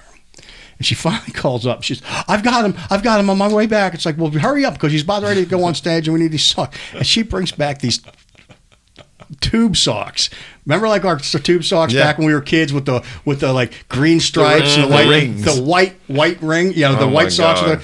And I'm like, these are not black. And she goes, you asked for black men's socks. She goes, black guys wear these all the time. Stop it. I'm not going to lie. When you first said it, I was like, oh, yeah, I know what I was like, oh, he means dress socks that are black. Yeah, exactly. That's a true story. It took a second.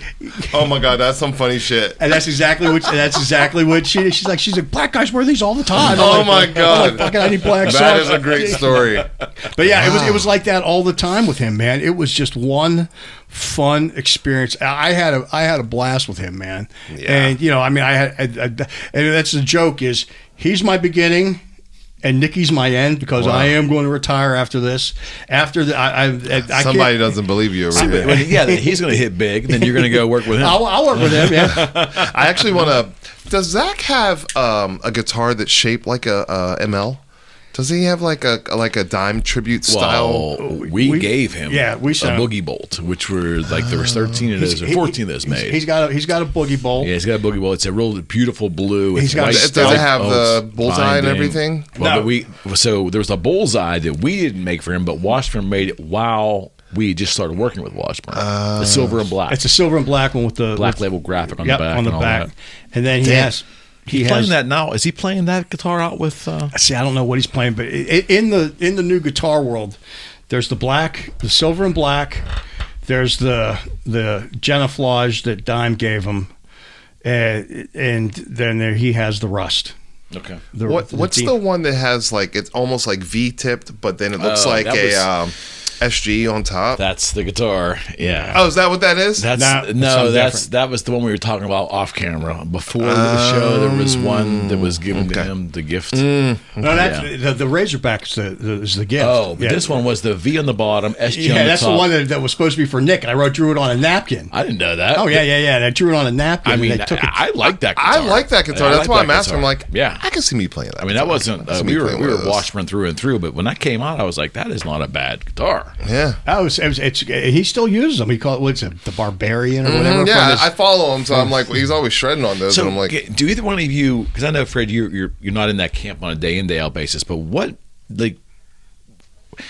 When he was with Gibson, we wanted Zakk to go to Washburn the worst way. It just wasn't going to happen. Yeah. Because Gibson probably had a honey of a deal. Plus, he was all Les Paul all the time. We understood that. We understood that. But when he left Gibson to start his own gig, I understood it from a business standpoint. Mm-hmm. I was just surprised that he actually gave up a Les Paul. You know, he gave up the vaulted Les Paul you know, to start his own thing. So I was glad to see it because I love Gibson products, especially vintage ones. I'm not a fan of the modern Gibson company. But were either one of you know like what the story behind that is? I have no idea. Like Wylde Audio, is that what it was? Thing. Yeah, he just make his own stuff, man. I like that. Yeah, because it's just. I mean, he got all kinds of designs now. Oh yeah, he can do whatever he wants. You know. Who's actually manufacturing? Do you have any idea? Is it Schecter? Is it who's the company behind it? No idea. I don't know. Yeah, I'm sure there's definitely. I don't like to use the term ghost builder, but there's obviously factories that are making really great work for him. Yeah. And they're great guitars. Oh, they look like they play well. They play well. There's certain guitars I'm like, that plays well. I can you just tell. look at it and tell. Yeah. Mm-hmm. Yeah. Mm-hmm. Did you ever look at something and say that plays like shit? It's funny. There's certain guitars like because I have probably 70 guitars. Oh, you two should get along great. He's got a couple hundred. People are like, why? I'm like, why not? Each Don't one women does have something extra shoes? You can only play one at a time. You can only play one at a time. It's true, but you kind of group them together. But I remember like playing some really expensive ones and them not like feeling that good. Yes. You know, I'm like, this is like $5,000. It's like, and even if I had a disposable $5,000 for it, I would still get this $600 Schecter because it plays better. Yeah. You know, it's just. So early on in this podcast, Fred was on tour. It was kind of a bummer you were on tour, but we had the opportunity that Fred coordinated to sit down with Tony McAlpine. And he was like show 30 for us, you know, but Fred was not around for that. So I had Tony, his guitar player at the time, which was Emil Wursler, is tremendously talented guitar player, and then their road manager, good guy. Oh, wow. And the three of them sat with me, and we did like a 3.5 hour before his show in Pittsburgh earlier that day. But he said to me something I haven't forgotten. I said, let's talk about guitars for a second. He said, okay. I said, you know, what's your thoughts on vintage guitars? Like, what do you lean toward one brand or another? And just deadpan, he just said, I have no interest in vintage guitars. I go, oh, would you still have the guitar that you played younger? Like, you know? He says, no, Ibanez guitars, and if it talks to me, I keep it around, and if I lose favor, I get rid of it. And the guitar was nothing but an absolute, literally an instrument for the craft that he was extolling. He was trying to extol. That's interesting. He had no affinity for the instrument. You know what I mean? Yeah. I think motorcycles is different. I think he collects like racing bikes and things. I mean, Jeff Beck with cars, right? You know, but he didn't have a big affinity for the actual guitar itself. I don't have a big affinity for brand per se. Like, if it feels good, I kind of liken it to like African drums, you know, right? So the whole thing back in the day, we wouldn't know. Yeah. So they you know, like, so I got really deep into like world music and stuff. Like, Fred was like, but like they would like kind of pray and like pick the tree before they carved it to make the drum because it was super sacred. I feel like it's sort of the same thing because you figure wood's like a breathing, 100% living object, 100%, right? Like 100%. you're in some damp weather, guitar's acting goofy. You're in dry season, guitar's acting goofy. I think that's part of it. Do you think? Right, and so like, especially. so I think there's a feel to it, and Yeah. like certain guitars just feel a certain way, and like I agree. And usually, like if I go in a guitar store, I'm like, oh, check that out, and I'll strum it, and I'll be like, fuck, because like one strum, I know that like, I do the same, and then I'll put it on layaway, or I'll just buy it, and I'm like mad at myself. Now I'm at the point where like music stores locally, like if anything that's kind of like metal rock, not like metal, but like any V-ish or kind of angular type of stuff, they just send me a picture, and I'm like, that's cool. But that's not cool, y'all. You gotta stop that. I appreciate it, but we know, somebody that'll buy this. Yeah, they're like, I know who plays these guitars. But I played a. It was a really nice V, and it didn't speak to me, so I didn't buy it.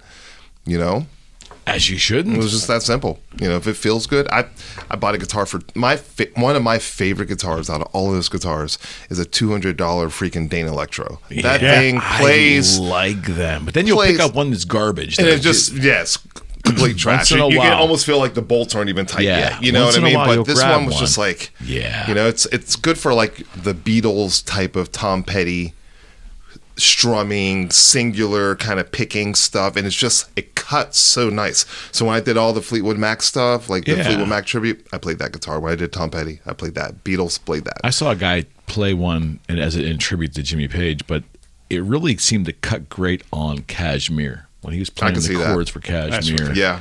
It was like, that's the right guitar for that song. But when I did the Queen tribute, I picked a semi-hollow body Schecter that I have.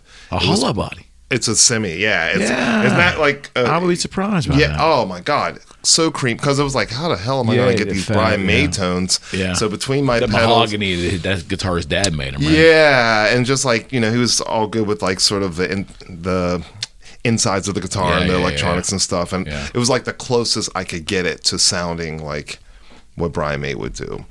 None of the That's other almost impossible, right? Yeah. But it was like, of the guitars I had, I'm like, which one's going to... Do you own any Strats? I have one. Do you own any Strats? I don't have a Telly yet. That surprises me. I only have one. How many Strats do I got? 1, 2, 3, 4, 5. I've never seen you ever pick up a Strat. Ever. I've got them. I believe you have them, but I've never seen you grab one. I got 2 white, 2 black, and a tobacco burst. Okay. I want a Telly for sure. I got to get a Telly in my life. You said you have one? I don't. You don't have it. How many Tellys you have? I got one Telly, I think. It's a Japanese one, and it's from 86 or 87. Dang. Is it heavy? No. Is it ash? It's not. It's back. It's Japanese, so that's the thing about the Japanese Fenders. They didn't give a shit. It's good wood. Those guitars are better than the American ones. They were more coveted for sure. Yeah. And that's just it. I mean, I've got American Strats, but the Japanese ones I have are the Telly and the Strat. I remember. They're killer, man. We're a little older than you, so we can remember I those don't know days. how much older. How old are you guys? I ain't saying. I got a birthday next week. Oh wait, when's your birthday? May 22nd. Oh, nice. I'm 57. Okay, you got 7 years on me. I'm 50. Oh, You're 50? I thought you were a kid, I man. thought he was like 38. No, I'm Exactly. 50. My son turns 32 on Wednesday. Oh, right man. on, man. And I connect to the single dad life too, so I get it because you make your decisions based off of how can I best take care of my kid. Of course. Yeah. And so like sometimes you do jobs that like you're just trying to survive, you know what I mean? And then those jobs kind of lead you to the other thing. That's what happened to me. Beauty. Yeah, I was talking to my son about that today. I'm Beauty of like, life. you would never think that bartending would have me working for the Warhol and Right? flying to Tulsa and connecting with people. My son just graduated college, and he's going literally at his very first job, first day today. Wow. Congrats. And That's awesome. thank you. And but it's not what he, how it is. It's not what you ultimately want to be doing. And I just tried to explain to him. I said, hey, I can show you a litany of decisions that all kind of spiderweb, and that's kind of how Good, I bad, got and here. indifferent. Right. I mean, and your life's going to be the same. And I think that's a good lesson for kids, especially when they can see it in their own parents. Yeah. You know, like have a diverse career, like right term. But on that subject, like those decisions, I'm glad they've had the opportunity to make them, because you have a lot of different examples. Like some folks go to work for a company for 35 years and do great. Yeah. Yeah, they can do great. But our lives hasn't been that way. I just don't think my life would be built that way either. I can't imagine living that way. I could do like the overall thing. Like I've been a artist musician, but I couldn't just be at one spot for not that long. You're not wired that way. Doesn't matter how much money either. I just think that there would also always be like another path. Do you know? So to get philosophical for a second, like I struggle at times wondering if that's the best advice or the best example for my kids, because I was always one bad decision away from really fucking my life up bad. You know what I mean? Yeah. And you want to insulate your children. You can't ultimately, but you kind of lean like you want to do that. I think leading by example is the best that we can do, but then also really being transparent with them. Like I had a 2-hour talk with my kid today after the trip because I was really inspired. I got to meet really good people, and he's seen my journey. Like I was a single dad at 18, so he was part of that, and then he's like, yeah, there was a point where like you were bartending. I was like, man, I don't like seeing my dad do this, because he knew there was something more. And I was like, yeah, but it was just sort of like a means to an end. And then you kind of get stuck in it because you're just working. So you don't really know, I can make more money doing this, or how do I pursue my other things, because now you're in a circle that's only seeing things a certain way. Right. Then I'm, around people who are talking about like, I raised $50 million for this thing. And once that becomes like your regular conversation, it doesn't seem so far-fetched, but you also needed that like other moment that maybe wasn't so glamorous and kind of gritty and crappy to maybe get your soul together, get your spirit together, make those mistakes and realize, I don't want to do this. This is good for now, but this is just a step in the journey. And I'm really just trying to like push that on him. Like everything you do, just think of it as leading to the thing you really, really want to do. You talk about that all the time. I say that's my philosophy. I started out being a director, man. I went to school to be a director, and I went and I got my first directing job, and I hated it. He had to wear a tie. I wanted to wear a tie. Him in a tie. That was my thing. I went and got a corporate cut on my own, and I wore a suit and I wore a jacket. Are there any tie. photos of that floating around? You know what? I didn't let too many photos of me be around in that time period. It was just like, I didn't know what I looked like, man. I went and got a haircut on a Thursday, and I started the job on a Monday. And I didn't look in the mirror Thursday, Friday, Saturday. She's like, look in the mirror. I'm like, nope, don't want to even know what I look like. And I went, and I was all business.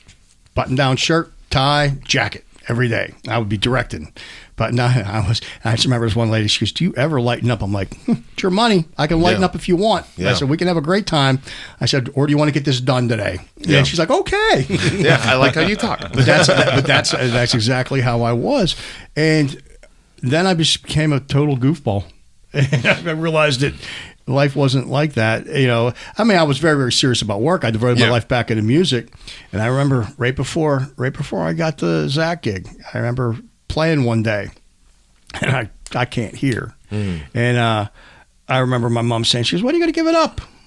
And I said, I'll never give it up. I hate when people say that. And I said, I'll never give it up.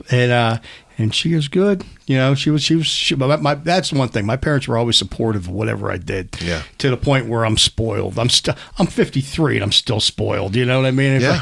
And I feel bad about it, but it's in me.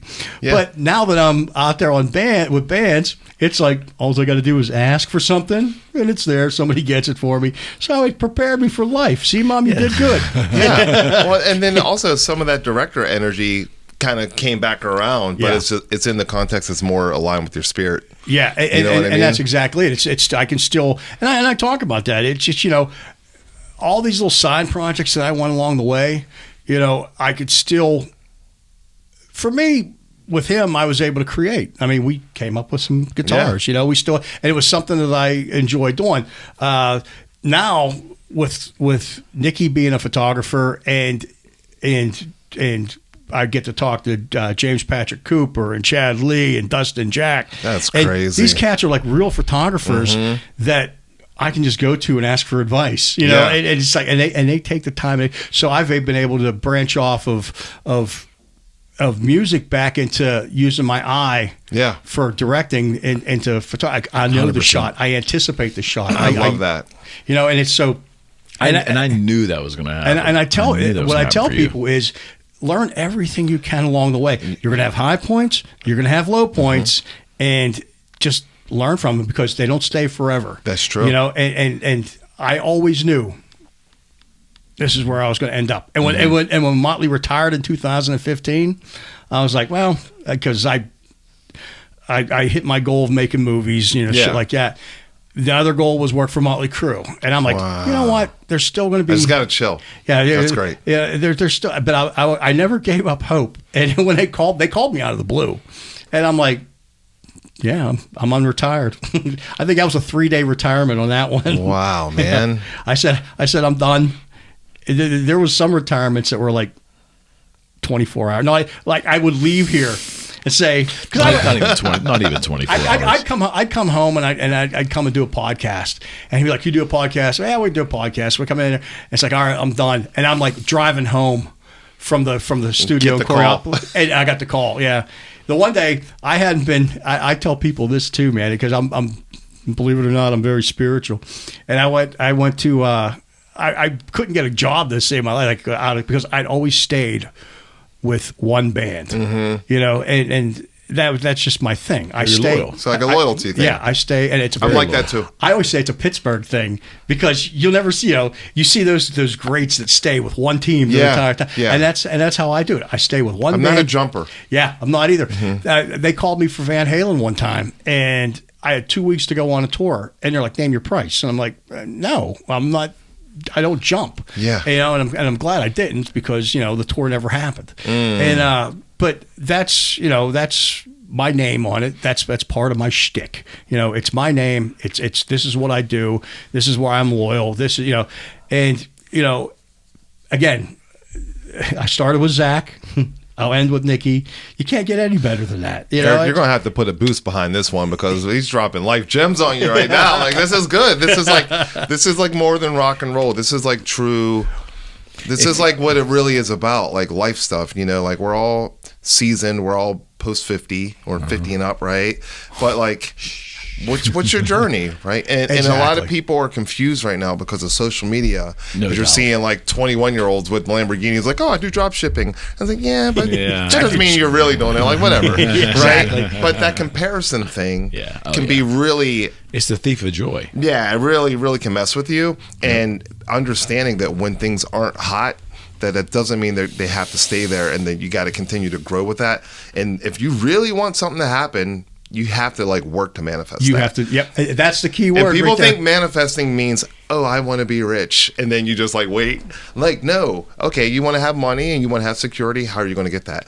It's going to be small steps. It's not going to be fast. Right. You might have some lucky moments where it's like a nice power boost, and then it might just level out for a while. You got to take action. And I think that's really important for people to understand now. And I think it's harder to grasp onto that because everything's so fast.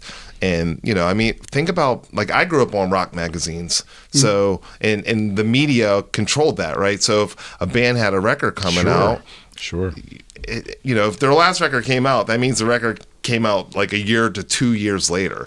By the time it actually hit, the band was already sick of those songs because they written them, and then there's the media blitz, and then there's like the pre-tour, and then there's like the tour, right? But now it's like, oh, we wrote this, we're right. It's just a different thing. And now it's like, I think if you're whatever age and generation gap, you think that it's just like fast. And it's not what it is. We're in a society where they want everything instantly. Yeah. You can go and throw I can go record something or whatever and throw it on YouTube and start generating. If I had a fan base, generating. Yeah. I go and I can edit photos and throw that photo up within an hour of you know, start getting likes. It's instant gratification what these guys have now. Whereas when we were young, growing up, it had to take some time. It had to develop. Even when the web was young, we started Boogie Street in '99. By the time I met him, it was 2003. But I started in '98. The web was very young, so it was different kind of communication, but it wasn't instant gratification. No, it wasn't. Yes, you punched in something in the and Google, it came up, but it wasn't like a minute this. and a half later. But the point was, we didn't have so much coming at us. We had to choose what we wanted to see. You still have to choose your content. Now things just blitz the brain. I'm always in a quandary because I got very, very lucky, meaning that I just had this crazy affinity for guitar-driven rock. And I can't tell you why Kiss resonated with me. I can't tell you exactly why. Just because it was weird and maybe I had friends. Whatever the reason was, doesn't matter. But like Paul Stanley's voice and that one big guitar sound.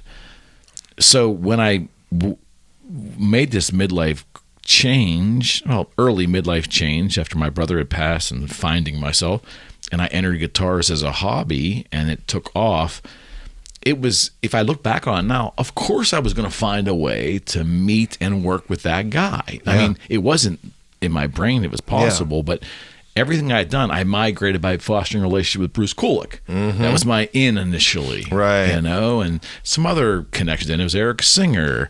And then I ended up getting an Ace Les Paul through trades, and I reached out to Ace, and he sent me an email.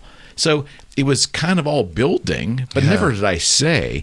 And my point was that it ultimately, by luck and hard work, it worked out that I ended up knowing and working with my childhood hero. Yeah. That's a really unique story, but I sometimes think it's double-edged. Like I can use it as an example for my kids that, hey, nothing is impossible. Yeah. Like something that you love, whether it's sports or whatever it is, you can migrate toward that and maybe find some kind of meaning in your vocation or whatever.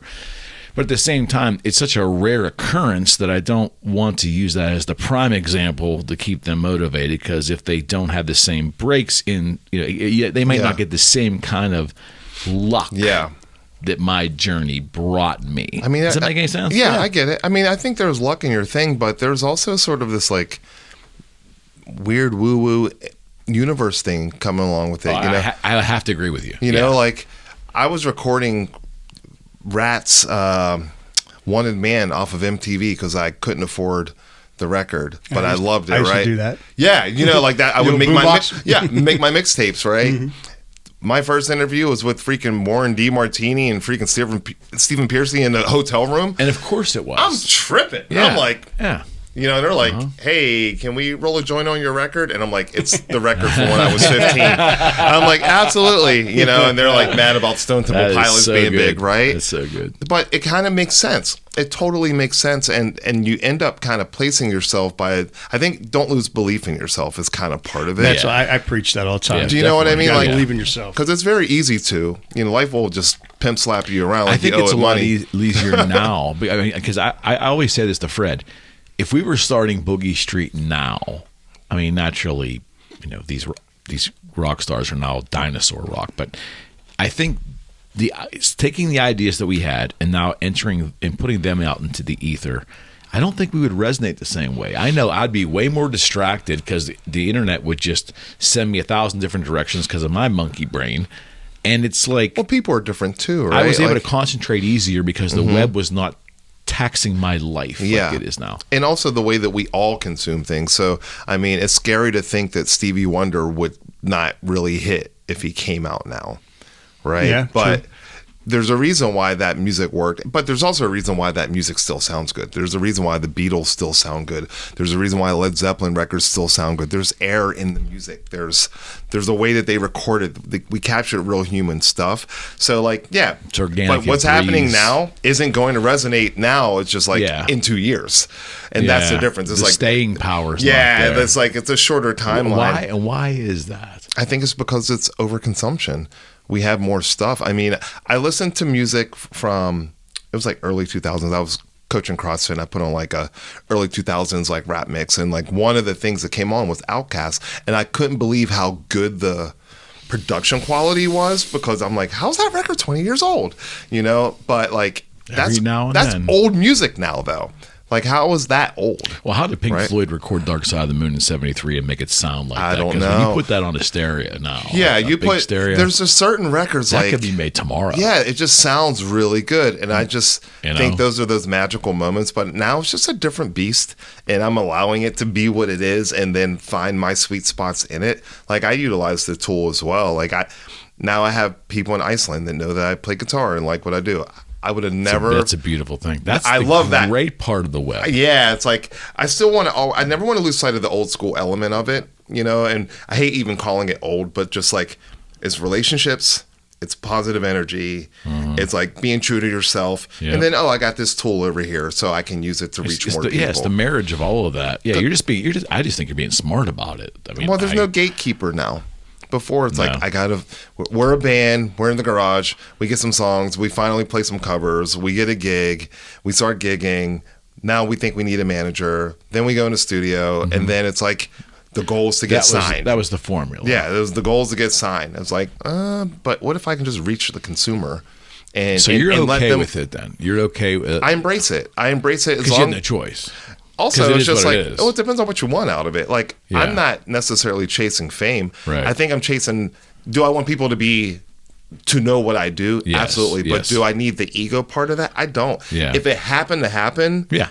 I feel like I can actually handle it because that's not what I'm chasing. Do you feel any sadness? I asked this question to both of you. Do you feel any sadness that music is not valued anymore from a monetary standpoint? Meaning that when downloading started through Napster and so forth, 99, 2000, the lid wasn't put back on. The technology didn't come fast enough in order to protect those files from monetization. The Wild West happened, and all of the traditional ways that artists got paid were deplatformed. So they shifted from album sales or content sales to touring revenue. Yeah. Do you feel that that's hampering young acts? Because a lot of dinosaur bands now talk about how they feel bad for young acts not having the same revenue opportunities. I think you can make more money.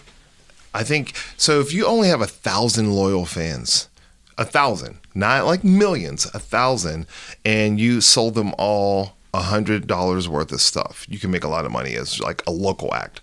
But what if you have 5,000 fans and you sold $200 worth of stuff? You couldn't do that before. You didn't know anything about deals. You didn't know how to read a contract. Very true. You didn't think about contracts because you felt that your manager is taking care of that.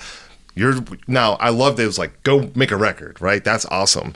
But then if you don't know what it's supposed to be, and say your booking agent or your manager says, oh yeah, we got this $10,000 gig, but what if it was actually $18,000? Of course. Happened every day. And then you're only getting, you're right. So every day. I like that, like, you need to be a little bit more educated about the ownership of your music and like, what is licensing? Like, people didn't talk about that. Like, don't sell that. You know what I mean? What like, is a 360 deal? Yeah. And so I think there's like a catch-22 with both. I mean, I like that there's not necessarily a gatekeeper, and that the artist has to have a little bit more ownership. But on the flip side, you know, if you were a really good act and you can sign a good deal and you had a label that had tour support and they were helping market it, like, there's still a scale that's kind of hard to reach unless you kind of go viral.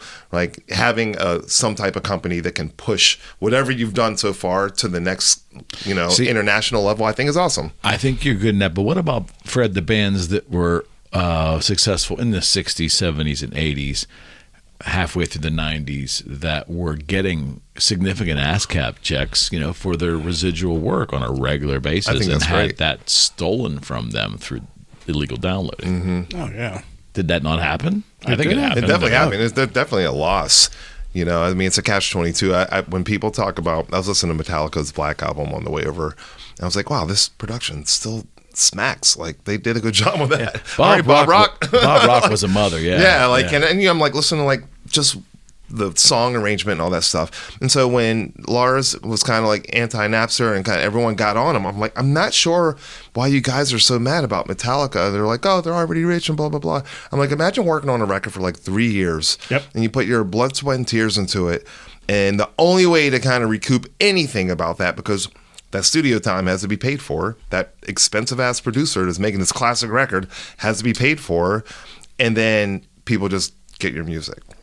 I'm like, I don't think he was wrong. I don't think he was wrong in the argument. Even if he was a little smug in how he approached it, I don't think he was. To this day, I still don't think he's wrong. He was wrong either. You know, and it's like, I don't know. Is it theft? I don't know. I think the dynamic of what theft is now has changed. You know, I think streaming is more marketing.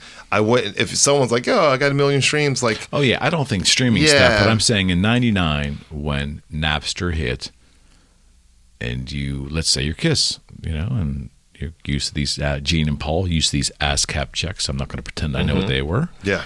but now in a period of like 3 years, they're down like millions. Let's just say they've lost like they're down to like 1/20th of what they were typically getting. Yeah.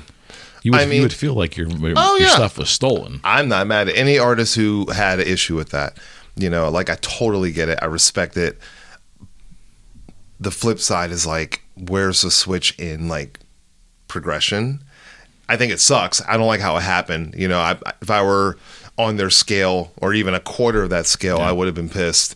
You know, like what do you mean? We just recorded this record. We need to make money off of that, pay this stuff back. But my argument as a fan, Byron, is that a band like Kiss, a band like Aerosmith, a band like Def Leppard, Mötley Crüe, when the 90s happened, the amount of new material that these very still vibrant bands put out was minimal because they didn't see the return. I think that caused us, or that robbed us of additional new material from these acts because they just didn't see any money in doing it. Yeah. I need touring revenue. I'll go out and play the hits. That's the only way I can make money. I feel like the last true era of the record industry was like late 90s, middle to late 90s. You know, because I remember when Nirvana got played on Headbangers Ball, and I was like, 91, like, yeah, it was earlier than that. It was 91, and I remember I was like on LSD, and I was like, oh, this is gonna be a problem. I don't know what insight I had, but the thing is, the grunge era was really short, you know. But like the record deals weren't particularly great. Like, how you gonna sign a 7-record deal in '93? How many bands do you know have 7 good records? Even the greats. You're going to pick at least 4. Yeah, it's a very good that are your point. favorite ones out of there, right? So like STP had a nice run off the gate though. Oh, At least 4 good ones, rather bad. One of my favorite records by them is the 4 record.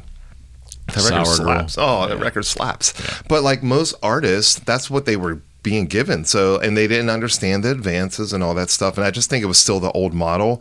I still don't think like, hey, just give my music away was a good look. Like I don't really believe in that per se, you know. And it changed the dynamic of how the listener consume music.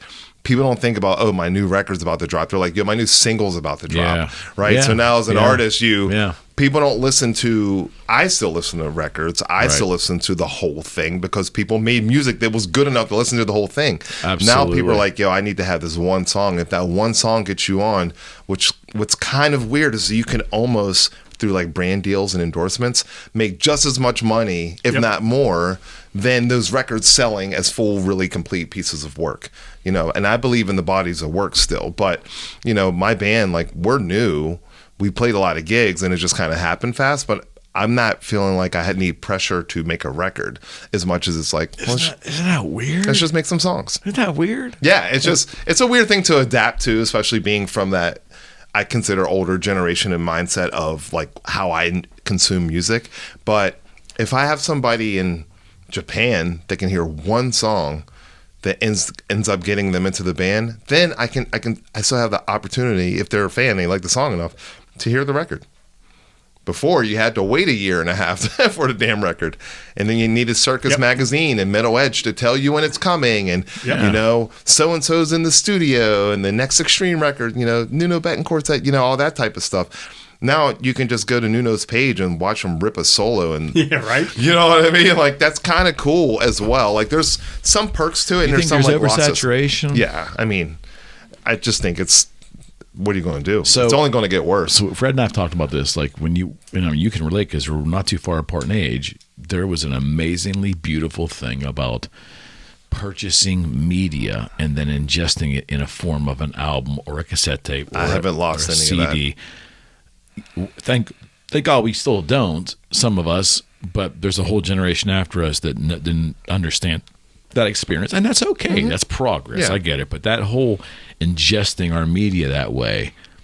When you remember with those album sleeves, I had every Rush record. Like I was fanatical about Rush, even more than those Kiss, and I'd get it. And I would know who Skip Glider sleeve was, or tour manager. I would know every liner note. Is everything. that a real name? Yeah, Yeah. he was their tour manager. That's how I would Skip learn Lund. things. Like, and then I would read it over and over. Yeah, it's to the point of nauseum, but because we were starved for information on acts that we liked, because MTV was limited as an exposure, and there wasn't any internet, so I was starving for Rush information. Then you would get a tour book, and for art purposes, they would have this big page and like one little picture in there. I mean, instead of like plastering the thing with photographs, give us more. Yeah. There was nothing. It was very limited stuff. Metallica was really good about that. I think they're one of the first groups, not one of the first groups, but they're actually kind of, them and Pantera, if you think about it, they kind of gave you that extra insight directly to fans. Like Metallica, I still have the VHS box set. It was like Binge and Purge. Yeah. So it was like the live shows, but it gave you the behind the scenes. You got the booklet. Yeah. I still have the Tour 88 thing And signed. that's cool. They gave their fans more. Kiss was giving all kinds of crap out in their records too. Yeah. You always get the poster. But Rush was very limited in terms of like starving for information. Yeah, which was they're kind of like Tool in that sense. Prince was kind of like that too, I thought. Yeah, they just kind of had the mystique thing. So like, if you really wanted to know, you had to like be on it. Yeah, the more they crave, the more you pull back, which kind of starves the fan. I get it from the marketing standpoint. But even like Pantera, like with those videos that those went like gold and platinum and stuff. Nobody was doing that, and they were like putting themselves on blast on like how wild they were living, and that was great because like if you were a fan, you became a mega fan. And then you were like a fan for life. I mean, how are VHS tapes going gold? If you really think they were ahead of the game, they were kind of ahead of the social media thing of giving access to your artist that you didn't really have before. You always had to wait on the delivery of the media because of the label, right? I was talking to this guy on this conference I was just on about when Whitney Houston died, how I felt like I lost like a family member. And he was like, yeah, I felt that way too. And he had some connection to Stevie Wonder. It's like showing me videos of like Stevie Wonder playing in a room, like what the hell's going on? But a lot of the narrative it seemed like Whitney met Bobby Brown and then went off the rails. I'm like, no, Whitney was already partying and the label did not want to have that image out there because it was going to affect the bottom line, right? Naturally. Well, they had control over that, and we had all of those artists. It's hard to do that today. You can't, because somebody will just film you and be like, so-and-so, you know what I mean? Like, even in the skate culture, all my friends were into, like, GBH. Like, I wasn't into Bad Brains yet. Bad Brains, like, all that kind of, like, really raw, like, hardcore and punk stuff. And I'd be skating with, like, a Mötley Crüe girls shirt on. I was just an anomaly everywhere. I'm like, I don't fit in anywhere, man. Like, the white kids are like, what's this? Girls. I'm like, what do you mean? And then, like, black folks were like, but that was my thing, and I never, kind of leading back to what we were talking about, like not getting off your path, I just took the abuse that came with it because I just believed in the music that much. And like I'd be walking through like the hood, like blasting Exodus, and they'd be like, turn that shit off, and I'm like, turn that shit off. And it's funny, like I hired my son to do lighting for this space that I rent out for the Warhol, and he was like, I went over there. I was like, hey, here's the key for the space. I'm going to be across the street. I'll be back over, check on the lighting. And he had like Rain and Blood on, right? Nice. And I didn't force it down his throat. It's just like, that's how I grew up, listening to that stuff. And he said, yeah, Dad, it's kind of weird. I'll be driving through the hood with Slayer blasting. And he's like, it feels good. I'm like, yeah, because you're being your true self. Yeah, and nobody can tell you, like, F that, right? Yeah. That's how the beer came about. That's why I called it black metal. But I didn't call it like the word black. It was like BLQ because I was working with Helltown, and it was like, it was an ode to being true to the things that I really believed in, and rock and metal like kind of saved my life. Because genres suck. Yeah. I'm sorry. It's a marketing ploy. Just like when, if you remember back going in the record stores and you were a kid or when you were a younger guy. Black music, folk music, like metal music. Country, R&B was encompassed in all black music. Mm-hmm. The fact that you would call a music genre black or white, you might as well have been, it's so fucking ridiculous. They should have said white music, black. That's how stupid it was. But that is kind of how it was. Right? It's stupid. It was stupid as shit. Yeah. And people thought that way too, so it wasn't like now, you don't really no one really judges anybody off of what they listen to. It seems pretty open. I thought the early 90s was starting to do that. When I saw Ice-T coming out with all that, I mean, I didn't like the cop killer stuff because I thought there was a bad message on there. That was me personally. Yeah. But there's no denying the power of those tracks and the power of that music. I mean, but that's where it was going. It was all melding together. Even back then, I could feel like things are starting to meld together. Because you had, so for me, like in Baltimore, being on that kind of DC, Virginia cusp, there was a lot going on, especially in DC. You know, the term alternative of how it ended up being defined, I feel like was the true alternative was happening. So like I had friends that were like Susie and the Banshees and like, you know, stuff like that. And it just kind of made sense to me. Like I like The Cure, right? And if you like The Cure, you probably like Deftones because they have a lot of Cure in the way that they sound, the kind of feminine quality that's the soft part, right? But like when that was all coming together, a lot of times those shows would kind of blend over and there would be something that would relate that was in another genre, but then when the first Lollapalooza came out, it was what? Body Count, 9 Inch Nails, Jane's Addiction, Living Color, and like somebody else. I think it was Susie and the Banshees, actually. Yeah. That unheard of. Unheard of. Yeah. That's 91, right? And then you had it open up a little bit more by the time like Pearl Jam, it was like Pearl Jam, Soundgarden, you know, Rage. And Rage was kind of a good blending of like, okay, well, there's the rap element, but man, these riffs are crazy, you know. And then by the time they were like Limp Bizkit was around after this, all those bands are blending genres. Yeah, I mean, by the time Bizkit came in, because I interviewed them on $3 Bill, y'all, and then the one right before they really blew up, like Korn, right? Yeah, Korn, all that stuff that had taken with that early '90s component and then just kind of mixed it all together. So if I were like 13, yeah, right. I was still a fan because I liked heavy rock and stuff. Yeah. But like, I could see how that having a lot of impact because of just like where the lyrics were hitting and like the emotion it was going for. Yeah. And it's really no different than me being a fan of Mötley Crüe and loving like the sex, drugs, and rock and roll lifestyle that they projected. 100%. Like it just spoke to me. I was like, oh, I want to be what those dudes are doing. But what can you do with 4 notes? Because you know when I realized I sucked on guitar when I tried to play along with a BB King record and I couldn't find. I was like, where the fuck does I know that? Right? And that's when I was like, because it was sort of like when the thrash gone. It was like thrash was kind of like everything kind of was sounding the same, and like grunge was sort of the thing, and alternative. It was and everything. a marketing tool, that term grunge, but also the sound. Like there was a sound that was going. Oh yeah, it destroyed hair metal at the end of the '80s. Ooh, it definitely pimp slapped that. It crushed that. But you know what? It kind of needed that right there because like. It lost its balls. If you listen to some of that, I mean, it lost its balls. I don't know where I was, but like Cinderella was like the first Cinderella record was on. I fucking love that record. As soon as I hear his Night voice, Songs is great. As soon as I hear his voice, I'm done. But that record for me was great. Like, and I actually like a lot of it. But then after that, it was just like any genre, if we really think about it. Yeah. So you had hair metal, and you had like the great ones, the good ones. And then what do labels do? Oh, they had a hit. Boom. There's like gazillion of them. 100%. Same thing with alternative, right? Same thing with like the grunge thing. STP was a hard rock / almost pop band at times.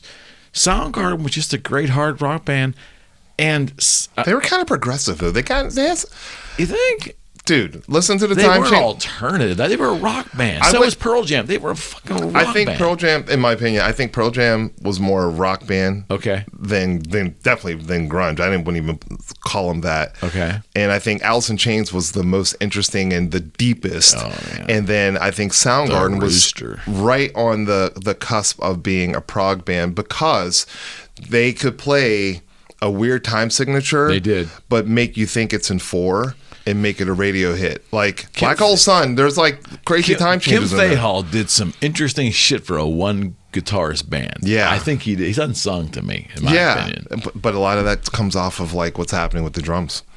And he played Guild S100s electrics, which was a rare guitar. Yeah, I just think Soundgarden was crazy. Like you have a time signature that's in 7, but he's singing in 4. And I'm like, That's And like it all works out in the end. That's kind of an African polyrhythm thing. It's like, wait, that should not work, and I thought that was cool that they had such big hits, and that's what. So those are my bands for that. It's like the Alice in Chains, the Soundgardens, the STPs.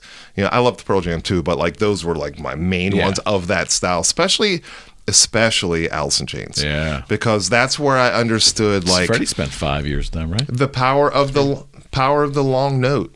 And like really like creating a feeling like, and I always forget about it. I remember Dime quoted like saying like, no, that Jerry, Dirt record, Jerry, that's the dude. And like there is a feeling. I mean, you cannot put Rooster on and just listen and just feel like you want to crawl man. Crawl like it's still slaps. It's Lane's vocals too. No, quite. You want to, but it's both of them because I remember not knowing like who's singing what harmony. Like their shit was glued. They kind of almost had that weird Fleetwood Mac harmony thing where it's just like melded together. But I think with all genres, if something hits, there's going to be a boatload of copycats, and then it's hard to sift through, and then music will kind of ride on that, and then it does a shift. All right, then so it happens again. Let me wrap this up. I'm going to ask you one question to end the show. Y'all got me nerding out here. All right, this is great. Drinking Miller Lights. This is the last time we're going to do this.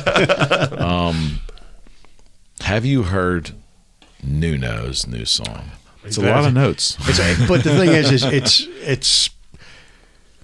it's a triumphant comeback or a start of a comeback, and that's where the buzz is with that, And then he blows his knee out playing. Did he? I saw. He blew his knee out playing basketball, so they had to cancel that on the ship or M3 something, right? or whatever. Or they're on a boat. Yeah, he blew his knee out. He was playing on the boat. They were supposed to play that Merriweather Pavilion. This past week, and he didn't make it.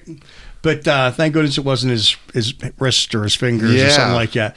But no, I mean that's something that hasn't been around for. You really don't have anybody out there technically doing all that woodly, noodly. Well, check it out. Even Petrucci he's doing it, but nothing has resonated with the fans like that track seems to be doing. I think it's been a really good. I think that's a really good example of an older act really embracing how to market, because I follow a lot. Like, I mean, what's his name from Tosin Abasi? Yeah. Oh yeah. Right.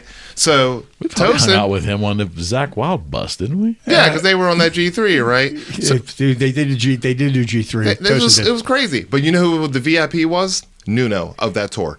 And I remember telling to my buddy, says that. I was like, because he had never seen Nuno. I was like, listen, Nuno, and he's my guitar shredder buddy, and he's in the metal band stuff. I'm like, no, Nuno's going to melt faces. And like Tosin opened it up, and then the way they did it was like Tosin would open, and then Nuno would come in on his last song, and then it would be a Nuno set, and then Steve Vai would come in, and then Zakk would come in, and all that stuff.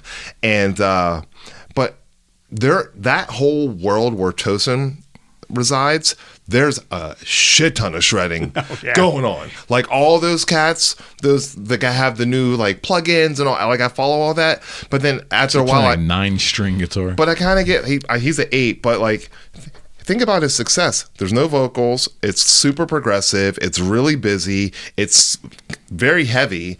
And his real money is coming off of like guitars selling out. Yeah. These are $3,000, $4,000 guitars selling out before they even hit the market. Smart. Right? He's working it. Yeah, he's like into like race cars and driving like Lamborghinis and shit. Yeah. Like he's doing it well. So I think there is a space where that's happening, but I think it's more like musicians and like a Rush fan, right? Rush had like your kind of Tom Sawyer, and you had your couple songs that were like radio hits that you still would hear on like TV and stuff. Yeah, but you do a deep dive in that catalog. But you really had to be like ahead for it. So I think that's happening for sure. And I just think with Nuno, his exposure, like think what guitar has got more exposure than like I think Rihanna's like in the top 3 of Super Bowl performances as far as like visibility. Yeah. And Nuno's sitting right there. Of course, although you didn't see him on he's a blip. Doesn't matter. You got that content to say that you did that, and then that's when you go, all right, Extreme. Hey, let's do this thing. I got this solo I'm working on. Boom, and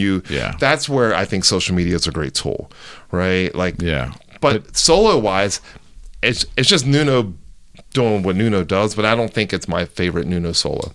It blew me away the first couple times I heard it, and then I extracted it. Not that I can play it, but it's extracted like, Okay, It feels like sections. it absolutely is in sections. It doesn't feel like the lower register stuff is one section. Yeah. and it's which is like, but it's a repeating pattern. I mean, it's like it isn't can't be done. It's a speed and dexterity, but it's like it sounds like how music's recorded now, where you can just get a lot of takes of one section, and then you piece it together. I'd like to see him play it live. Oh, I saw a video of him doing it. He definitely Is it absolutely live? He handles his business. He handles his biz. Like, I'm not gonna take anything from him, but I think, like, you know, I think it's cool for artists of. I mean, I don't know how old Nuno is now, but that's great for him, because if I were like 12 and I wanted to get in, and like, oh, and maybe I like Rihanna, but I want to play guitar, and then I see this is.